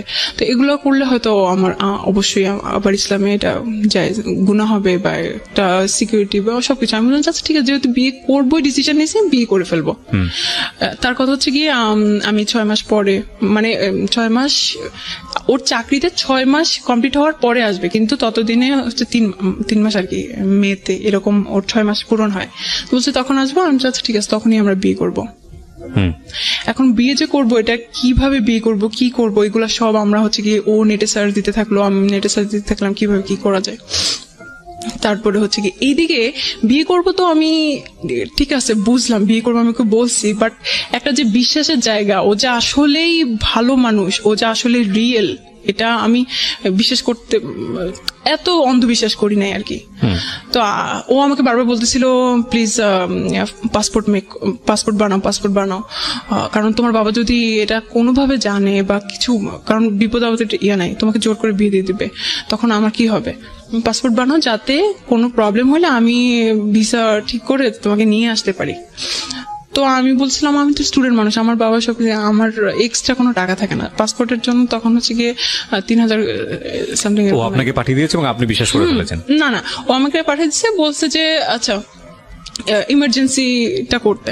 তো করলাম অনেক। হ্যাঁ, তখন একটু ট্রাস্ট ক্রিয়েট হয়েছে যে ছেলেটা আমার জন্য টাকা পাঠিয়েছে, এতদিন একটু ক্রিয়েট হয়েছে, পুরোটা না। তারপর আবার মনে হলো যে হ্যাঁ ওর টাকা আছে, 9,000 আর 7-8 হাজার টাকা পাঠাইলেই কি ইয়ে হয় নাকি, হয়তো টাকা দিয়ে আমাকে কিনতে চাচ্ছে পাইছে, এগুলো তো আমি চিন্তাই করতেছিলামই। তারপরে আবার কি করছে, এখন আমি ওকে বলতেছিলাম আচ্ছা না, আমি একটা অত ইন্ডিটেলে যাচ্ছি না। আমি একটা জিনিস একটু বলেন আমাকে, somehow you trust him, right? আপনি তাকে ট্রাস্ট করেছেন। বিয়েটা আপনারা করেছেন কি করেন নাই? হ্যাঁ, বিয়েটা করেছেন। আমরা কিভাবে করেছেন? আমরা হচ্ছে গিয়ে কোর্টে গিয়ে করেছেন? না, কোর্টে না, তাহলে? একটা লয়ারের কাছে গেছি, এইটা সম্পর্কে জানছি। তারপরে সে বলছে যে হ্যাঁ এরকম হ্যাঁ, বাংলাদেশে একটা স্পেশাল ব্রিটিশ ম্যারেজ, একটা আছে 1872 অ্যাক্ট অনুযায়ী এটা করা যায়, যেটা আপনি আমাকে অফিয়ার বলছেন স্পেশাল ম্যারেজ। স্পেশাল ম্যারেজ অ্যাক্টে ও বাংলাদেশে এসেছিল। হ্যাঁ, ও বাংলাদেশে আসছিল। বাংলাদেশে আসার আগে আমরা বিয়ে শপিং করছি, আমার যত ড্রিম ছিল সব পূরণ হয়েছে।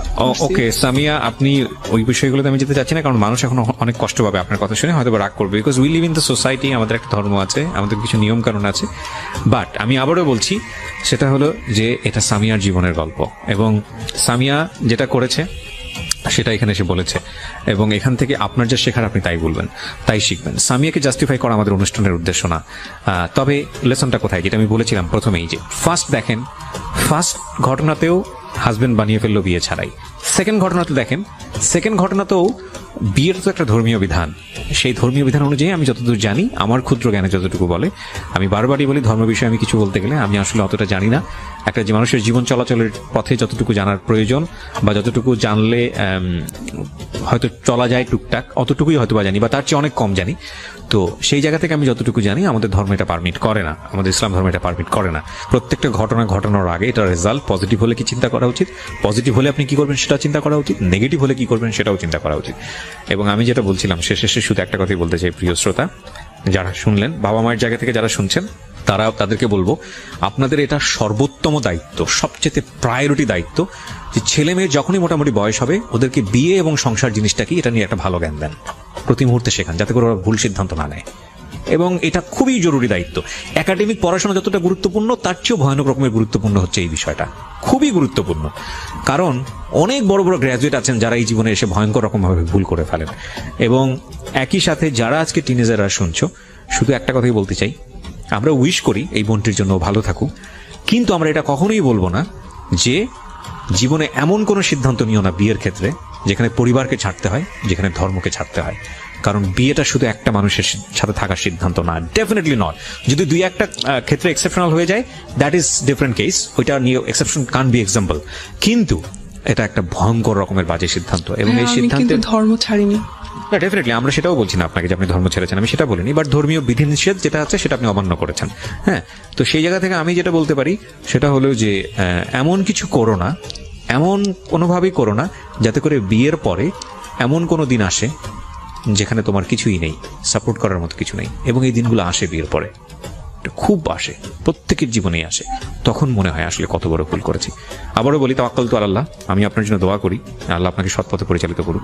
So thank you so much যারা আজকে শুনলেন। ডোন্ট বি ইমোশনাল ফুল, অন্তত বিয়ের ক্ষেত্রে এটাই হচ্ছে lesson. Thank you so much.